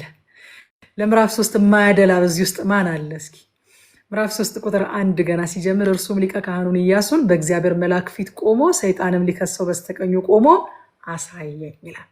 አንድ ችሎት ነው እንግዲህ የሚያሳየን። ችሎት ሄዳችሁ የምታውቁ ከሆነ ከትላንት ወደ ፓስተር ካሌብ ነው ሲጠይቀን የነበረው ወደ ፍርድ ቤት ሄዳችሁ ታውቃላችሁ ወይ ብሎ ሄጄ አውቃለሁኝ። እኔ የማውቀው ሰው እንደዚህ አይነት የሆነ ክስ ገጥሞት ቤተክርስቲያን ውስጥ ያለ ሰው እንደው እዛ ቦታ ላይ አብሮ ለመሆን ከጎኑ መሆናችንን ለማሳየት ሄጄ አውቃለሁ። በዛ አጋጣሚ አይቼ አውቃለሁ። ችሎትና የሰማይን ችሎት ነው የሚያሳየን። እዚህ ቦታ ላይ ዘካርያስ የሰማይ ችሎት ተከፍቶ አየ። በችሎት ውስጥ ደግሞ 3 ተዋናዮችን ያሳየናል። አንደኛው ኢያሱ ነው። ኃጢአተኛውን ሰው ወክሎ የቆመ ኢያሱን እናየዋለን። ሁለተኛው ደግሞ ሰይጣንን ነው የምናየው። ሰይጣን ማለት የቃሉ ትርጉም ራሱ ከሳሽ ማለት ነው። ከሳሽ ሰይጣን፣ ተከሳሽ ኢያሱ። ከዛ ደግሞ የእግዚአብሔር መልአክ በእግዚአብሔር መልአክ ፊት ነው የቆመው ስለሚል በእግዚአብሔር መልአክ ፊት ቆሟል ስለሚል የእግዚአብሔር መልአክ ደግሞ እዛ ቦታ ላይ እናየዋለን ማለት ነው። እንግዲህ መጽሐፍ ቅዱስ ስናጠና እንደምታውቁት መላእክትን ማለት ከፈለገ የእግዚአብሔር ቃል መልአክ ብሎ ነው የሚያስቀምጠው። ነገር ግን የእግዚአብሔር መልአክ the messenger of the Lord ተብሎ ከተቀመጠ ምንጊዜም ክርስቶስ በስጋ ከመገለጡ በፊት በብሉይ ኪዳን የተገለጠባቸው ሁኔታዎች የእግዚአብሔር መልአክ ተብሎ እንደተጠቀሰ ከዚህ በፊትም ብሉይ ኪዳን መጽሐፍትን ስናጠና አይተናል ማለት ነው። የዮሐንስ ራእይ ምዕራፍ 12 ቁጥር 10 ላይ ታላቅ ድምፅ በሰማይ እንዲህ ሲል ሰማሁኝ አለ። አሁን የአምላካችን ማዳንና ኃይል መንግስትም የክርስቶስም ስልጣን ሆነ። ቀንና ሌሊት በአምላካችን ፊት የሚከሳቸው የወንድሞቻችን ከሳሽ ተጥሏልና ይላል። ሰይጣን ስራው ምንድነው? መክሰስ። ኢያሱን ከሶት ነው እዚህ ቦታ ላይ የምናየው። እዚህ ቦታ ላይ ኢያሱን ከሶት ይቅረብ እንጂ ክፍሉ ግን ኢያሱ የሚባል ግለሰብ ብቻ እንደተከሰሰ የምናይበት አይደለም። አንደኛ እስራኤልን ሁሉ ወክሎ ነው። ሁለተኛ ደግሞ ኃጢአተኛ የሰው ልጆችን በሙሉ በኃጢአት ውስጥ ያሉ የሰው ልጆችን በሙሉ ወክሎ ነው እዚህ ቦታ ላይ እየተከሰሰ ያለው ኢያሱ። ኢያሱ በጣም ደስ የሚለው ነገር የቆመው በሰይጣን ፊት ሳይሆን በእግዚአብሔር መልአክ ወይንም በእግዚአብሔር ወልድ ፊት ነው። ሰይጣን ደግሞ ከሳሽነት ባህሪው ስለሆነ ሊከሰው በቀኙ ቆሟል ይላል። እዛ ቁጥር 2 ላይ እግዚአብሔርም እንግዲህ ስዕሉን አግኝታችሁታል አሁን አይደለ? የዛን ችሎት ስዕል አግኝታችሁታል። እንደኔ ኢማጂን እያደረጋችሁ ማጥናት የምትወዱ ከሆነ እኔ ችሎት ውስጥ ገብቼ እያየሁኝ ነው።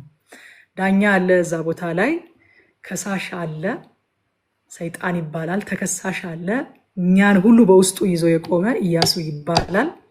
ከዛ ደግሞ የእግዚአብሔር መልአክ የሚባል ደግሞ በኢያሱ ፊት የቆመ ደግሞ እግዚአብሔር ወልድን እናያለን። እግዚአብሔር ቁጥር 2 ላይ እንዲህ ይላል፣ እግዚአብሔርም ሰይጣንን አንተ ሰይጣን እግዚአብሔር ይገስጽ፣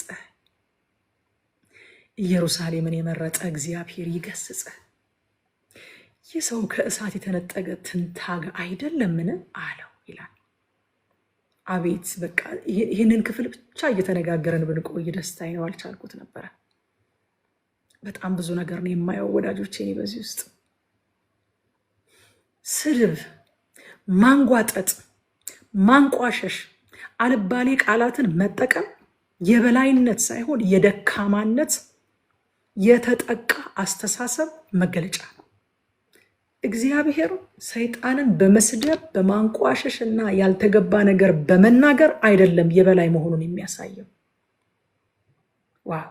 በእግዚአብሔር አይነት ንጽህናና ልዕልና፣ በእግዚአብሔር አይነት የበላይነት የሰይጣንን ያህል እርኩስ ነገር በፊታችን ቆሞ ብናገኝ ምን ያህል እንደምናንኳስሰው፣ ምን ያህል እንደምናንጓጥጠው፣ ምን ያህል ያልተገባ ነገር እንደምንናገረው ሳስብ በእውነት እንደተወደዱ ልጆች አባታችሁን እግዚአብሔርን የምትመስሉ ሁኑ የሚለውን ጥቅስ አንብበነዋል ወይ ብዬ እንድጠይቅ ያደርገኛል።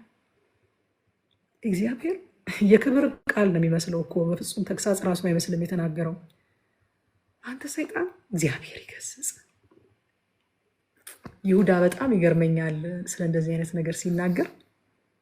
የመላእክት አለቃ ሚካኤል እንኳን ከዲያብሎስ ጋር በሙሴ ነፍስ ጉዳይ በተሟገተ ጊዜ ይላል እግዚአብሔር ይገስጽህ አለው እንጂ የስድብን ቃል ከቶ አልተናገረውም ነበር ብሎ ስለ ተሳዳቢ ሰዎች በዚህ ዘመን በመጨረሻ ዘመን ስለሚነሱ ተሳዳቢ ሰዎች ይናገራል። ወዳጆቼ ተሳዳቢነት የሰይጣን አይደንቲቲ ነው እንጂ የአባታችን አይደንቲቲ አይደለም። ምን ጉድ ነው የመጣብን! በእውነት አትደነቁም? አትደነግጡም? አትፈሩም? አትሳቀቁም? በዚህ ዘመን ያሉ የስድብ ቃላቶችን ብዛት እንደው በቃ እኔ መግለጫ ቃላት ራሱ የለኝም። እግዚአብሔርን ያህል ንጹህ አምላክ፣ እግዚአብሔርን ያህል ልዑል አምላክ፣ ሰይጣንን ያህል ርኩስ፣ ሰይጣንን ያህል የተዋረደ በፊት ለፊቱ አቁሞ የስድብን ቃል አልተናገረበትም። ሚካኤልን ያህል ቅዱስ መልአክ፣ ሰይጣንን ያህል እርኩስ የወደቀ መልአክ ፊት ለፊት አግኝቶት ያልተገባውን ነገር ይገባኛል ብሎ የሙሴን ስጋ ለመውሰድ ሲሟገተው የስድብን ቃል አልተናገረውም። እግዚአብሔር ይገስጽህ አለው እንጂ ይላል። ወዳጆች ኬትን ያመጣ ነው? መጽሐፍ እኮ የአባታችሁ ልጆች ሁኑ ነው የሚለን። እኛ እኮ የአባታችን ልጆች ነን። የአባቴ ልጅ ነኝ ማለት እኮ በንግግር ሳይሆን በተግባር የሚገለጥ ነገር ነው። ጌታ ኢየሱስ ክርስቶስ ፈሪሳውያንን የእግዚአብሔር ልጆች ነኝ አትበሉኝ አላቸው። የአብርሃም ልጆች ነን አትበሉ። የአብርሃም ልጆች ብትሆኑ ኖሮ የአብርሃምን ስራ ትሰሩ ነበረ። እናንተ ግን የአባታችሁ የዲያብሎስ ልጆች ናችሁ፣ ነፍሰ ገዳዮች ናችሁ። እሱ ነፍሰ ገዳይ ነው። ውሸታሞች ናችሁ፣ እርሱ ውሸታም ነው። ውሸትን ሲናገር ደግሞ ከራሱ ፈጥሮ ነው የሚናገረዋል። ወገኖቼ ልጅነት እኮ ባህሪ መካፈል ነው። ልጅነት እኮ በድርጊት የሚገለጥ ነገር ነው። የማን ልጆች ነን? የማን ልጆች ነን?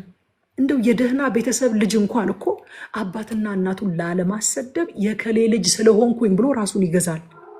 እንዴት ነው የእግዚአብሔር ልጆች ተብለን ተጠርተን አንደበታችንን መግዛት የሚያቀተን? እንዴት ነው የምንጽፋቸው ኮሜንቶች የሚያሰቅቁት? ወገኖቼ እንዴት ነው የሚያሰቅቁት? እኔ በእውነት እደነግጣለሁ፣ እሳቅቃለሁ። እግዚአብሔር ይገስጽህ አለው ይላል። በእውነት እኔ አሁን ይህን ክፍል በጣም ስለምወደው እሱ ላይ ኤንፈሳይዝ አደረግኩኝ እንጂ በጽሁፍ እንኳን አላዘጋጀሁትም።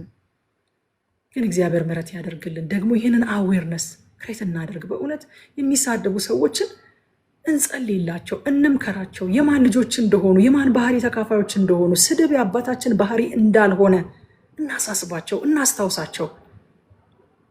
ይሰብራል እኮ ቀላል ነገር አይደለም። በነገራችን ላይ አንደበት ያዕቆብ ሲናገር ከብልቶች መካከል ሁሉ ትንሿ ናት አለ። ግን የፍጥረትን ሩጫ ታቃጥላለች ይላል። ወዳጆች የስንቶችን ሩጫ ይሆን የገታው ያቃጠለው አንደበታችን? በሰዎች አንደበት እኮ ከሩጫቸው የተገቱ ሰዎች አሉ። ሩጫቸው የተቃጠለባቸው ተሰብረው ቤታቸው የተቀመጡ ቀና ማለት ያቃታቸው ሰዎች አሉ። እኛ ተናግረነው እንሄዳለን። የተናገርነው ነገር ግን የዛን ሰው ህይወት፣ የዛን ሰው ፊውቸር፣ የዛን ሰው ጸጋ፣ አገልግሎት፣ ቤተሰብ፣ ትዳር ምን እንደሚያደርገው፣ ስነ ልቦናውን ምን እንደሚያደርገው የሚያንጽ ነገር መናገር ካልቻለን ዝም እንበል። ከሌለን የሚያንጽ ኮሜንት ከሌለን አንጻፍ። አለመጻፍ እኮ ይቻላል። ፊደሎቹ ዘለው ይወጣሉ እንዴ? ወደ ኮሜንት መስጫው ላይ ዘለው እኮ አይወጡም ወገኖቼ። እኛ ምሳሌ ልንሆን አይገባም? እኔ በጣም ነው ማዝነው ከክርስቲያኖች እንደዚህ አይነት ኮሜንቶችን ሳይ። ምሳሌ ልንሆን አይገባም? ደግሞ ያስታውቃል። አንዳንዶች አሁን ይከራከሩኛል። አይደለም ክርስቲያኖች አይደሉም እንደዛ ብለው የጻፉት። ያስታውቃል። ንግግርህ ይገልጣል ብለውታል። አጻጻፋቸው ስድብም ቢሆን ራሱ አጻጻፋቸው ይገልጣቸዋል። የሚገርማችሁ ነገር ክርስቲያኖች እንደሆኑ ንግግራቸው ይገልጣቸዋል። ስድብ እየጻፉ ራሱ ንግግራቸው ይገልጣቸዋል። እና በጣም ነው የሚያሳፍረው።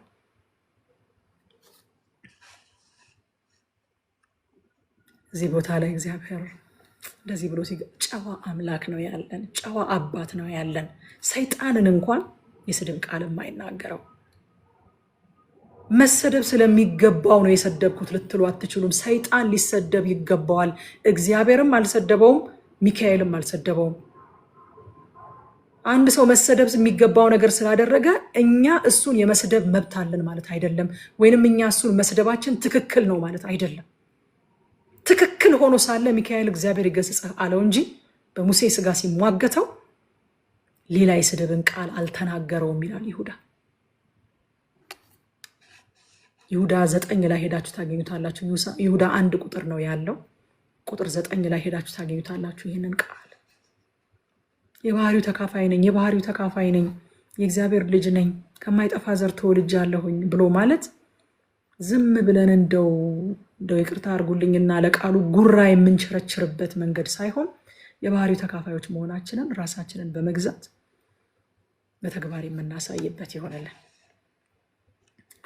እንግዲህ ኢያሱ ወክሎ የቆመው የአይሁድን ሕዝብ ስለሆነ እዛ ቦታ ላይ ከእሳት የተነጠቀ ነው ይለዋል እግዚአብሔር። ከእሳት የተነጠቀ ትንታግ አይደለምን ይላል። ምን ማለቱ ነው? ከባቢሎን ምርኮ በእግዚአብሔር ኃይል ተነጥቆ የወጣ አይደለምን? እሳት የሚለው በባቢሎን የነበራቸውን ሕይወት ነው። እግዚአብሔር ሰይጣንን የገሰጸው እዚህ ቦታ ላይ ሕዝቡ በደል ስላልተገኘበት አይደለም፣ በምህረቱ ሁለተኛ እድል ሰጥቶ ነጥቆ ስለወጣቸው። ወገኖቼ ምንም ስላልነበረብን አይደለም ከክስ ነፃ የሆን ነው። እግዚአብሔር በምህረቱ ሁለተኛ እድል ስለሰጠን ነው እንጂ። ሮሜ ምዕራፍ 8 ከ33 እስከ 34 ድረስ ሐዋርያው ጳውሎስ እንደዚህ ያለ፣ እግዚአብሔር የመረጣቸውን ማን ይከሳቸዋል አለ። የሚያጸድቅ እግዚአብሔር ነው፣ የሚኮንንስ ማን? መመረጣችን ነው ከክስ ነፃ ያደረገን። የሞተው ይልቁንም ከሙታን የተነሳው በእግዚአብሔር ቀኝ ያለው ደግሞም ስለኛ የሚማልደው ኢየሱስ ክርስቶስ ነው ብሎ የዛን ችሎት ምስል እንደገና ሐዋርያው ጳውሎስ ደግሞ ያሳየናል። ከሳሽ አለ? አዎ። እግዚአብሔር የመረጣቸው ደግሞ ስተት ሊገኝባቸው ይችላል? አዎ። ዳኛ አለ? አዎ። ከሳሽ ሆይ እስኪ ክስህን አሰማ። እግዚአብሔር የመረጣቸውን ለመክሰስ አንተ ማን? ደግሞ እኮ ጠበቃ አላቸው። ምን አይነት ጠበቃ መሰለ ያላቸው? የሞተ ይልቁንም ደግሞ ከሙታን የተነሳ በእግዚአብሔር ቀኝ ያለ ስለነሱ የሚማልድ ኢየሱስ ክርስቶስ የሚባል ጠበቃ አላቸው እነዚህ ምርጦች። ስለዚህ ክስህ ሰክሰስፉል መሆን አይችልም ይለዋል ማለት ነው።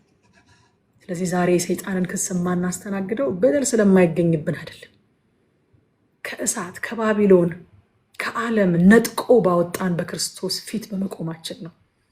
ኢያሱ በእግዚአብሔር መልአክ ፊት ነበረ የቆመው። ቁጥር 3 ላይ ኢያሱ ያደፈ ልብስ ለብሶ በመልአኩ ፊት ቆሞ ነበረ ይላል። ኢያሱ ለራሱ መሟገት የሚችልበት ሁኔታ ላይ አይደለም ያለው። ሁሉ ኃጢአትን ሰርተዋል፣ የእግዚአብሔር ክብር ጎድሏቸዋል። ኢሳይያስ 64:6 ላይም ሁላችን እንደ ርኩስ ሰው ሆነናል፣ ጽድቃችንን ሁሉ እንደ መርገም ጨርቅ ነው ይላል። አይደለም ኃጢአታችን፣ ጽድቃችን፣ ጽድቅ ብለን እኛ የምንቆጥረው ነገር እንኳን ሳይቀር እንደ መርገም ጨርቅ ነው። ሁላችን እንደ ቅጠል ረግፈናል፣ በደላችንም እንደ ነፋስ ወስዶናል ይላል። ሰው በራሱ ስራ፣ ሰው በራሱ ጽድቅ በእግዚአብሔር ፊት መቆም አይችልም። ኢያሱ በእግዚአብሔር ፊት ሲቆም ያደፈ ልብስ ለብሶ ነበረ በመልአኩ ፊት የቆመ። እዛ ቁጥር 4 ላይ መልአኩም ይላል በፊቱ ቆመው የነበሩትን ያደፈውን ልብሶች አውልቁለት አላቸው። ኢያሱንም እነሆ ኃጢአትን ካንተ አስወግጃለሁ፣ ጥሩ ልብስም አለብስሃለሁ አለው። እኔም ንጹሕ ጥምጥም በራሱ ላይ አድርጉለት አልኩ። የእግዚአብሔር መልአክ ባጠገቡ ቆሞ እያለ ንጹሕ ጥምጥም በራሱ ላይ አደረጉለት፣ ልብስም አለበሱት። ሃሌሉያ! ጌታ ስሙ ይባረክ።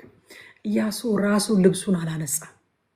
እነሆ ኃጢአትን ካንተ አስወግጃለሁ ያለው የእግዚአብሔር መልአክ ተብሎ የተጠራው እግዚአብሔር ወልድ ነው። እዛ ቦታ ላይ ኃጢአትን ማስወገድ አይችሉም መላእክት። እነሆ ኃጢአትን ካንተ አስወግጃለሁ አለው። እኛ በእርሱ ሆነን የእግዚአብሔር ጽድቅ እንሆን ዘንድ ኃጢአት ያላወቀውን እርሱን ስለኛ ኃጢአት አደረገው ይላል ሐዋርያው ጳውሎስ በሁለተኛ ቆሮንቶስ መልእክቱ ምዕራፍ 5 ቁጥር 21 ላይ ጥሩ ልብስ አለብስሃለሁኝ አለ። ኃጢአትን ካንተ አስወግጃለሁ ብቻ ሳይሆን ጥሩ ልብስ አለብስሃለሁ። ደስ አይልም ወገኖቼ? ጸጋ የኃጢአት ይቅርታን ከመስጠት አልፎ ክብርን ሪስቶር አድርጎልናል። ጥሩ ልብስ አልብሶናል። ቆሻሻውን ልብስ ማውለቅ ብቻ አይደለም። ቆሻሻውን ልብስ አውልቆ የሆነ እርቃናችንን ለመሸፈን ብቻ የሚረዳ ተራ ልብስ አይደለም ያለበሰን። ክብር አልብሶናል። ሪስቶር አድርጎልናል። እንደ ቀድሞ ከእግዚአብሔር ጋር እንድንሆን አድርጎናል።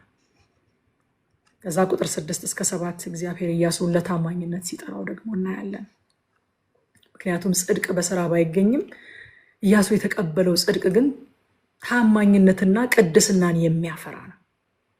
ጽድቅ በመጽሐፍ ቅዱስ ታውቃላችሁ እንደ ዛፍ ተመስሏል። እግዚአብሔር የተከላቸው የጽድቅ ዛፎች ተብለናል። ያልተተከለ አያፈራም፣ የተተከለ ግን ማፍራቱ ግድ።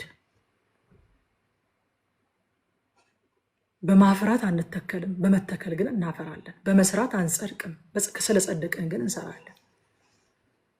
ጸጋ መታዘዝን ይወልዳል እንጂ መታዘዝ ጸጋን እንደ ደመወዝ እንድንቀበል አያደርገንም።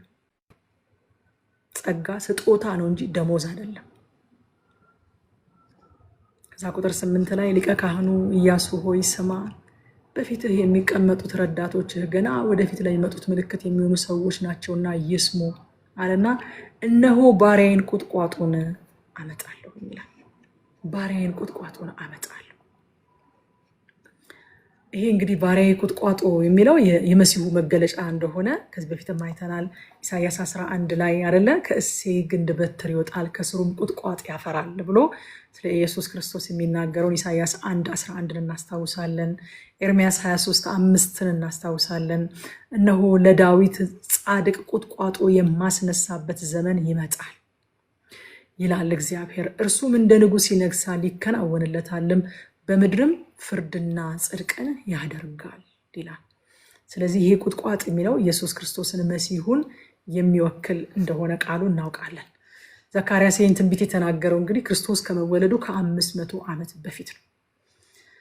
ቁጥር 9 ላይ በኢያሱ ፊት ያስቀመጥኩትን ድንጋይ እነሆ በዚያ በአንዱ ድንጋይ ላይ 7 ዓይኖች አሉ፣ በእርሱም ላይ ቅርጽ አለው። የዚችን ምድር በደል በአንድ ቀን አስወግዳለሁ ይላል እግዚአብሔር ጸባዖት ይላል። ዋው! የዚችን ምድር በደል በስንት ቀን አስወግዳለሁ? በአንድ ቀን። ይሄ እኮ ጆሮ ጭው የሚያደርግ አይሁዳውያን አንደርስታንድ ለማድረግ ለማሰብም የሚከብዳቸውን ነገር ነው እየተናገረ ያለው ዘካርያስ። በብሉይ ኪዳን የበደል መስዋዕት እንግዲህ በየዕለቱ ነበር የሚቀርበው። በየዕለቱ ሁል ጊዜ ኃጢአት አለ፣ መስዋዕት አለ። ስለዚህ ካህኑም ስራውን አይጨርስም፣ ቆሞ ነው የሚኖረው ማለት ነው። እዚህ ጋር ግን በአንድ ቀን የምድርን ሁሉ በደል አስወግዳለሁኝ ሲል እግዚአብሔር መስቀሉን በሩቅ እያሳየን ነው። ለካ የዚችን ምድር በአንድ ቀን በደሏን የሚያስወግድ የክርስቶስ መስቀል ካልሆነ በስተቀር በምድር ላይ የሚቀርብ የበጎችና የፍየሎች የወይፈኖች የትኛውም አይነት መስዋዕት የምድርን በደል በአንድ ቀን ሊያስወግድ አይችልም። በቀራንዮ ላይ የፈሰሰው የእግዚአብሔር በግ የሆነው የዛ የንጹህ በግ ደም ግን በአንድ ቀን የምድርን ሁሉ ኃጢአት ማስወገድ የሚችል ኃይል ያለው እግዚአብሔር ያንን እያመላከተን ነው ማለት ነው። ዕብራውያን ምዕራፍ 10 ከ10 እስከ 11 እንደዚህ ይላል። በዚህም ፈቃድ የኢየሱስ ክርስቶስን ሥጋ አንድ ጊዜ ፈጽሞ በማቅረብ ተቀድሰናል። ሊቀ ካህናትም ሁሉ ዕለት ዕለት እያገለገለ ኃጢአትን ሊያስወግዱ ከቶ የማይችሉትን እነዚያን መስዋዕቶች ብዙ ጊዜ እያቀረበ ቆሟል ይላል። ምክንያቱስ ሁልጊዜ ኃጢአት አለ፣ ሁልጊዜ መስዋዕት አለ። ዕለት ዕለት ሊቀ ካህናት ቆሙ ነው የሚለው። የኢየሱስ ደም ግን በአንድ ቀን የምድርን ኃጢአት ሁሉ ያስወግዳል። እዛ ቁጥር 10 ላይ በዚያን ቀን እያንዳንዱ በገዛ ወይኑና በለሱ ስር ሆኖ ባልንጀራውን ይጋብዛል ይላል እግዚአብሔር ጸባዖት። መጀመሪያ መስቀል፣ ከዚያ በረከት። መጀመሪያ መስቀል፣ ከዚያ ሰላም፣ ከዚያ ተድላ ይሆናል። ምን እንማር ከዚህ ምዕራፍ? ምን እንማር? አንደኛ ሰይጣን ይከሳል፣ ግን ደግሞ ክርስቶስም ይማልዳል። ወዳጆቼ ከሳሽ ብቻ አይደለም ያለን። ብዙ ጊዜ ትኩረታችን ከሳሻችን ላይ ነው። እኔ ደጋግሜ ተናግሬያለሁ ከዚህ በፊትም ክርስቲያኖች ለሰይጣን ፕሬዘንስ የምንሰጠውን እውቅና ለእግዚአብሔር ፕሬዘንስ ብንሰጥ ህይወታችን እንዴት በኃይል የተሞላ ይሆን ነበር። ሰይጣን ይከሳል፣ አዎ፣ ግን ክርስቶስም ይማልዳል። ሁለተኛ የረከሰን ልብስ አውልቆ አዲስና ጥሩ ልብስ ማልበስ የሚችል እግዚአብሔር ብቻ ነው። ኢያሱ የረከሰውንም አላወለቀም፣ አዲሱንም ራሱ አልለበሰም። እግዚአብሔር ብቻ ነው ይህንን ማድረግ የሚችል። ሶስተኛ ጸጋ ቅድስናን ይወልዳል። የተፋቱ ነገሮች አይደሉም። ከዚህ ቀደም ስናገር ሰምታችሁ ይሆናል። አንድ በዚህ በሃይፐር ግሬስ የሚያምን ሰው ምን አለኝ፣ አንድ ጊዜ ቁጭ ብለን ለቅሶ ቤት ስናወራ ተገቢ መጥቶ ቁጭ ብሏልና በጸጋነሽ በቅድስና አለኝ። አዚፍ ሁለቱ ነገሮች የተፋቱ ይመስል ማለት ነው። በጸጋነሽ በቅድስና አለኝ። ተፋቱ እንዴ? ተለያዩ እንዴ እነሱ ነገሮች አልኩት። ጸጋ ቅድስናን ይወልዳል። ሁለቱ ነገሮች የተለያዩ የተፋቱ ነገሮች አይደሉም። ጸጋ የመጣው እንድንቀደስበት ነው። በዚህ ዘመን በጽድቅና በቅድስና እግዚአብሔርን በመፍራት የተባረከውን ተስፋችንን እንድንጠባበቅ ሊያስተምረን የእግዚአብሔር ጸጋ ተገልጧል። አራተኛ በቀራኒው መስቀል ላይ የምድር ሁሉ ኃጢአት በአንድ ቀን ተወግዷል። ሃሌሉያ! ክብር ለኢየሱስ ይሁን፣ ክብር ለኢየሱስ ይሁን። ምዕራፍ 4 ላይ ስንመጣ ደግሞ የእግዚአብሔር ስራ የሚሰራው በእግዚአብሔር ኃይል ነው እንጂ በሰው ብርታት አይደለም። እያንዳንዱ ምዕራፍ ላይ መቼም የሆነ በቃ ፋሚሊየር የሆነ የምትወዱት በጣም ብዙ ጊዜ የምንሰበከው የምንጸልይበትን ነገር እያገኛችሁ እንደመጣችሁ አምናለሁ እና ምዕራፍ 4ም እንደዚሁ ስፔሻል የሆነ ምዕራፍ ነው። የእግዚአብሔር ስራ የሚሰራው በእግዚአብሔር ኃይል ነው የሚል ሀሳብን ነው፣ በሰው ብርታት አይደለም የሚል ሀሳብን ነው የሚያስጨብጠው እዚህ ቦታ ላይ። እንግዲህ በዚህ ወቅት ቅድም እንዳልኳችሁ ህዝቡ ቤተ መቅደሱን እየገነባ ቢሆንም በብዙ ድካም፣ ፍርሃትና ተስፋ መቁረጥ ውስጥ ሆኖ ስራውን አቋርጦ ቁጭ ብሎ ነበረ እና ከቁጥር 1 እስከ 2 የወርቁን መቅረዝ ራእይ ደግሞ ሲያሳየው እንመለከታለን። እስካሁን አንድ ሌሊት ላይ ነው ያለነው። ራእይ ያያል እዚህም ቦታም ላይ እና ቁጥር 2 ላይ እርሱ ምን ታያለህ አለኝ። እኔም እንዲህ አልኩ፣ እነሆ በአናቱ ላይ የዘይት ማሰሮ ያለበት ሁለንተናው ወርቅ የሆነ መቅረዝ አየሁ። በመቅረዙም ላይ 7 ቧንቧዎች ያሏቸው 7 መብራቶች ነበሩ አለው። ይህ እንግዲህ የዘይቱ ማሰሮና 7ቱ ቧንቧዎች 7 የሚለው ቁጥር ራሱ የፍጹምነት የምሉእነት ምልክት ስለሆነ ፍጹምና ምሉእ የሆነውን የመንፈስ ቅዱስን አቅራቦት የሚወክል ነው። 7ቱ ማሰሮና 7ቱ የዘይት ቧንቧዎች ማለት ነው። 7 ቁጥር ያው ፍጹምነትን አመላካች ስለሆነ ማለት ነው። እስራኤል በአሕዛብ መካከል እንድታበራ የዘይቱን አቅራቦት የሚያደርግላት ራሱ እግዚአብሔር ነው። ዘይት አልተጠየቅንም ወዳጆች። ክብር ለእግዚአብሔር ይሁን። እንኳን ዘይት ከእናንተ ነው አልተባልን። ምን ይውጠን ነበር? ዘይቱን የሚሰጥ እሱ ነው። መቅረዝ ሁኑኝ ነው ያለው። ብርሃኑ ኢየሱስ ነው። ዘይቱ መንፈስ ቅዱስ ነው። እናንተ የዓለም ብርሃን ናችሁ ሲባል መቅረዙንም ዘይቱንም ብርሃኑንም እናንተው ናችሁ፣ እዛው ቻሉት አይደለም የተባል ነው። እኛ መቅረዙ ነን። መዝገቡን የሚያስቀምጥ እሱ ነው። እኛ የሸክላ ዕቃው ነን። እዚህ ቦታ ላይም ለእስራኤል አቅራቦትን የሚያደርገው እግዚአብሔር ነው። ዘይትን የሚያቀርበው እግዚአብሔር ነው። መቅረዝ ሁኝኝ ነው ያላት እግዚአብሔር። የተጠየቅነው መቅረዝ እንድንሆን ነው። ማብሪያ ዕቃ እንድንሆን የተጠየቅነው። በአዲስ ኪዳንም እንግዲህ ከመንፈስ ቅዱስ ዘይትን እየተሞላች ለዓለም የምታበራ ቤተክርስቲያን እንደሆነች እናውቃለን። ዮሐንስ ራዕይ ምዕራፍ 1 ቁጥር 20 ላይ ይህንን ሐሳብ ጌታ ለዮሐንስ ሲነግረው አይተናል። በቀኝ እጁ 7 ከዋክብትን ይዞ አይቶት ስለነበረ 7 የወርቅ መቅረዞችንም አይቶ ስለነበረ ምንድነው ይሄ ነገር ብሎ ጌታን ሲጠይቀው በቀኝ እጅ ያያቸው የ7ቱ ከዋክብትና የ7ቱ የወርቅ መቅረዞች ምስጢር ይህ ነው። 7ቱ ከዋክብት የ7ቱ አብያተ ክርስቲያናት መላእክት ናቸው which is መጋቢዎች። 7ቱ መቅረዞች ደግሞ 7ቱ አብያተ ክርስቲያናት ናቸው ይላል። ቤተ ክርስቲያን ምንድናት? መቅረዝ ናት። ምን የምታደርግ? ከመንፈስ ቅዱስ ዘይትን እየተሞላች የዓለም ብርሃን የሆነውን ክርስቶስን የምታበራ መቅረዝ ናት። ከዛ በኋላ ከቁጥር 3 እስከ 5 ድረስ ሁለቱን የወይራ ዛፎች ደግሞ ምንድናቸው ብሎ ሲጠይቅ እናያለን። መልሱ የሚሰጠው ቁጥር 14 ላይ ነው። 14 ላይ እርሱም አለ እነዚህ ሁለቱ የምድርን ሁሉ ጌታ ለማገልገል የተቀቡ ናቸው አለ ይላል። እንግዲህ ዘሩባቤል አለ፣ ኢያሱ አለ። በዋናነት በዚህ ጀርኒ ላይ እንደምታውቁት ከዳዊት ንጉሳዊ ወገን የሆነው ዘሩባቤልን እና ከካህናት ወገን የሆነውን ኢያሱን የሚያመለክቱ ናቸው ተብሎ ይነገራል። እነዚህ ሁለቱ የምድርን ሁሉ ጌታ ለማገልገል የተቀቡ ናቸው የሚለው ስለ ዘሩባቤልና ስለ ኢያሱ እንደተነገረ ክፍሉን ማየት እንችላለን። ከዛ ቁጥር 6 ላይ ከዚያም እንዲህ አለኝ ለዘሩባቤል የተነገረው የተላከው የእግዚአብሔር ቃል ይህ ነው ይልና በመንፈሴ እንጂ በኃይልና በብርታት አይደለም ይላል እግዚአብሔር ጸባዖት ይላል። ምን እያለው ነው? ይሄንን ቤተ መቅደስ የምትጨርሰው በራስህ አቅም አይደለም። ዛሬ የእግዚአብሔር ቤተ መቅደስ እኔና እናንተ ነን። እኔ እንግዲህ ከህይወታችን ጋር ማያያዝ በጣም ነው እንደዛ ነው እግዚአብሔር ያስለመደኝ እንደዛ ነውና ቤተ መቅደሱ እኛ ነን ዛሬ ወዳጆች። መንፈሳዊ ቤት ለመሆን በመሰራት ላይ ያለ ነው እኛ ነን ዛሬ። ለማለቅ ኢየሱስን ለመምሰል አሁንም የሚያስፈልገን ሌላ ሳይሆን ራሱ እግዚአብሔር ነው። ራሱ የእግዚአብሔር ኃይል ነው። ራሱ መንፈስ ቅዱስ ነው። በመንፈስ ቅዱስ ኃይል ነው የእግዚአብሔር ማደሪያ ለመሆን የምንሰራው። በአንተ አቅም አይደለም፣ በመንፈሴ ነው ይላል እግዚአብሔር። ከዛ ቁጥር 7 ላይ ታላቅ ተራራ ሆይ አንተ ምንድነህ? በዘሩባቤል ፊት ደልዳላ ሜዳ ትሆናለህ። ሰዎችም ሞገስ ሞገስ ይሁንለት ብለው እየጮሁ እርሱ የመደምደሚያውን ድንጋይ ያወጣል ብሎ ተናገረኝ ይላል። እንግዲህ ይህ ተራራ የሚወክለው በዙሪያቸው ያለውን ተቃውሞና የህዝቡን መታከት ነው። መታከታቸው ራሱ ተራራ ሆኖባቸዋል። ቤተ መቅደሱን ለመስራትና ለመጨረስ ፈቃደኛ አለመሆናቸው ራሱ ለዘሩባቤል ተራራ ሆኖበታል። በዙሪያው ተቃውሞ አለ። ህዝቡ ደግሞ መስራት አይፈልግም። ችላ ብሏል ህዝቡ።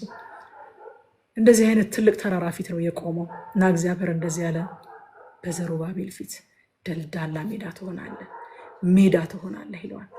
ምክንያቱም ተራራው ትልቅነቱ ለዘሩባቤል ነው እንጂ ለእግዚአብሔር አይደለም።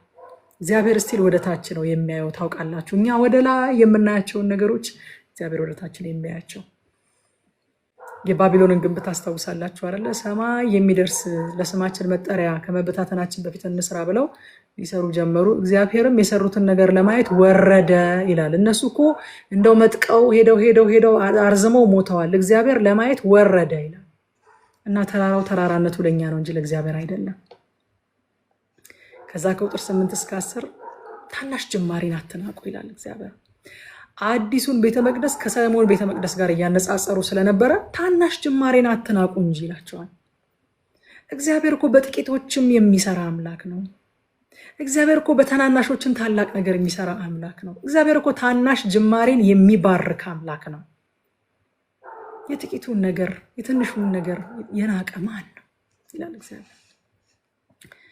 ከዛ ከ11 እስከ 14 የሁለቱን የወይራ ዛፎች ትርጓሜ ይሰጣል። ቅድም እንደተናገርኩት ኢያሱ የክህነት፣ ዘሩባቤል የንግስና ጥላ ሆነው እናያቸዋለን። ግን ሁለቱም ጥላነታቸው አካል ለሆነው ለክርስቶስ አመላካች ነው።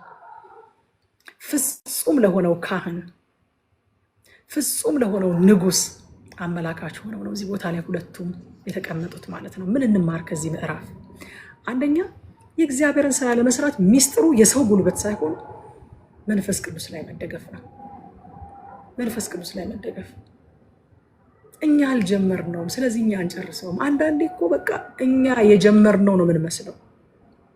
ደርሰን በቃ ሁሉን ነገር ለመቆጣጠር የምንጨነቀው ጭንቀት እኛ የጀመርነው ነው የምንመስለው። ጸጋው በእምነት አድኗችኋል በሚል ቃል የጀመረ ሰው እንዴት ራሱ ለመጨረስ ይሟሟታል? እኛ አልጀመርነውም፣ እኛ አንጨርሰው። ሁለተኛ እኛ መቅረዝ ነን። ዘይቱ መንፈስ ቅዱስ ነው፣ ብርሃኑ ደግሞ ክርስቶስ ነው። ጌታ ስሙ ይባረክ። ሶስተኛ ተራሮች ተራራነታቸው ለእኛ እንጂ ለእግዚአብሔር አይደለም። ታውቁታላችሁ ሁላችሁ፣ እንደዚህ የሚባል አባባል አለ። ስትጸልይ ለእግዚአብሔርህ የተራራህን ትልቅነት አትንገረው፣ ለተራራህ የእግዚአብሔርን ትልቅነት ንገረው ይባላል። ወገኖቼ ብዙ ጊዜ ጊዜያችንን የምናባክነው ለእግዚአብሔር የተራራውን ትልቅነት በመንገር ነው። አረ ተራራው ተራራነቱ ለኛ ነው። እግዚአብሔር እኮ ፊዚካል ተራሮችን እኛ ሙዝ በሚዛን እንደምንመዝነው በሚዛን ይመዝናቸዋል እኮ ነው የሚለው። ፊዚካል ተራሮች ከዋክብትን በስማቸው ይጠራቸዋል እኮ። ውሆችን የምድር 3/4 ውሃ ነው አይደለ? እነዚህን ውሆች በእፍኙ ይሰፍራቸዋል። አንድ እፍኝ ውሃ ናቸው እነዚህ ውሆች። ስለዚህ ተራራው ተራራነቱ ለኛ ነው እንጂ ለአምላካችን አይደለም። አራተኛ እግዚአብሔር ትንሽን ነገር ተጠቅሞ ትልቅን ነገር የሚሰራ አምላክ ነው። ይህንን ልናውቅና ልናምን በዚህም ልባችንን ልናበረታ ያስፈልጋል። ጌታ ይመስገን። ጌታ እየረዳኝ ነው። የመጨረሻው ምዕራፍ ላይ ደርሻለሁ።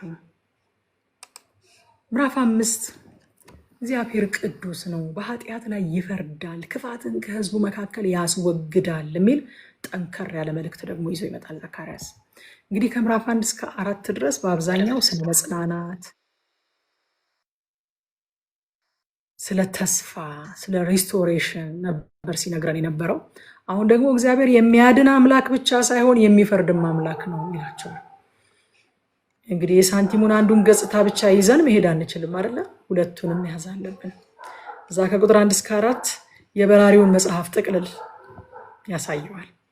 በራሪ ማለት ሁሉም ሰው እንዲያነበው ሲባል ያልተጠቀለለ ማለት ነው። ክንፍ ያለው ማለት ሳይሆን በራሪ የሚሉት በዛን ዘመን ሁሉም ሰው እንዲያነበው ሲባል ያልተጠቀለለ ማለት ነው። ጥቅልል አይደለም ያሳየው።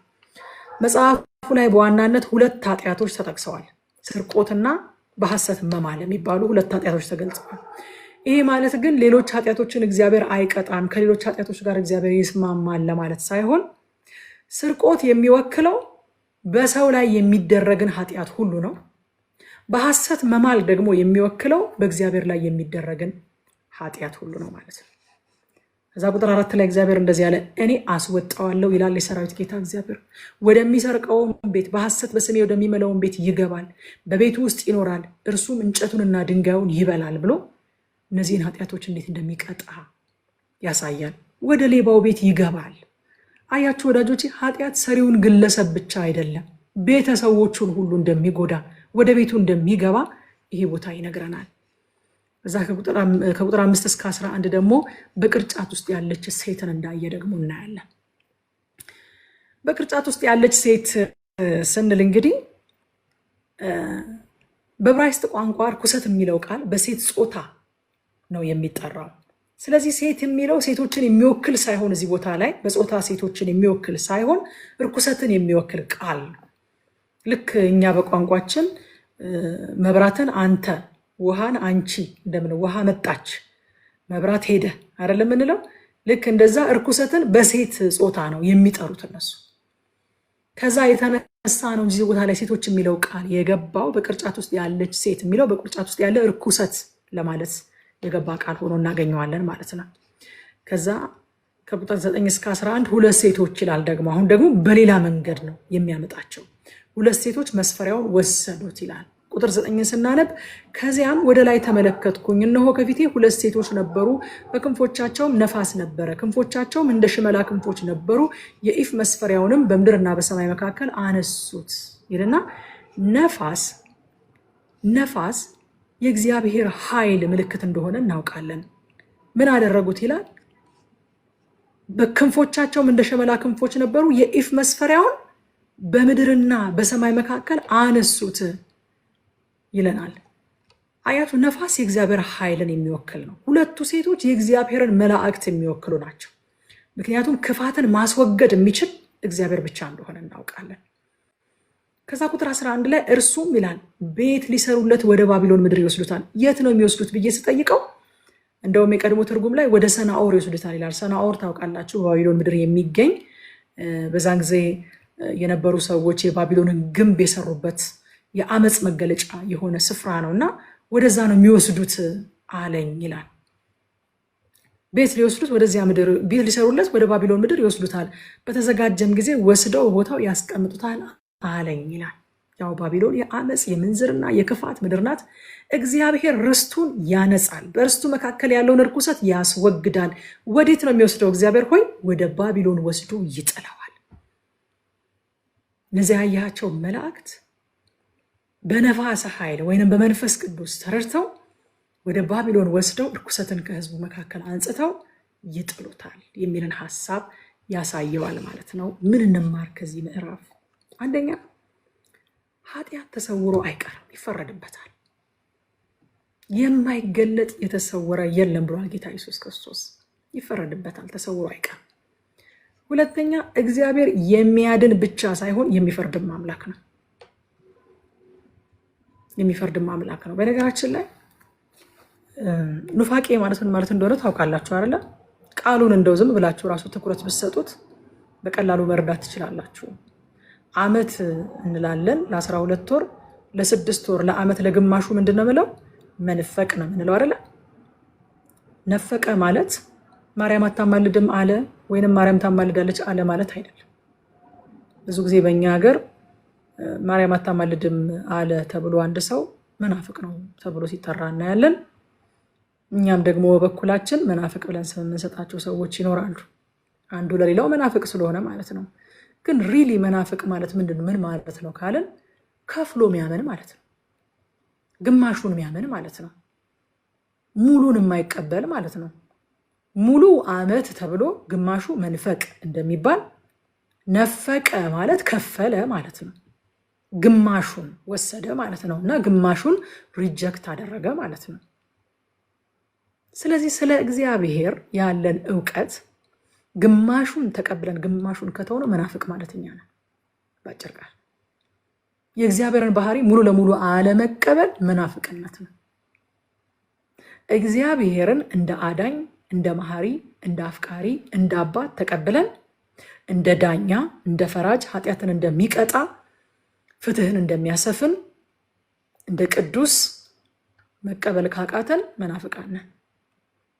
የእግዚአብሔርን ባህሪ አንዱን ጥሎ ሌላውን አንጠልጥሎ መሄድ ምንፍቅና ማለት ከነ ሙሉ ትጥቁ እሱ ነው፣ ሌላ አይደለም ምንፍቅና።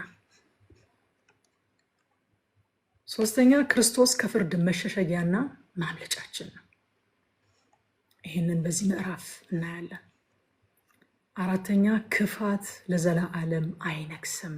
እግዚአብሔር ርስቱን ይቀድሳል። ወዳጆቼ ይቀድሳል። እርኩሰትን ከህዝቡ መካከል ያስወግዳል። ፍርድ ከእግዚአብሔር ቤት ይጀምራል። እግዚአብሔር ቤቱን ያጠራል። ልባችሁ የሚከብድባችሁ እንደው የሚዝልባችሁ ሰዎች ክፋት ለዘላለም አይነግስም፣ አይዟችሁ። እግዚአብሔር ርስቱን ይቀድሳል። እግዚአብሔር ቤቱን ያጸዳል። ይህንን አውቀን ልንጸና ልንጽናና ይገባል ማለት ነው። ጌታ ይባረክ።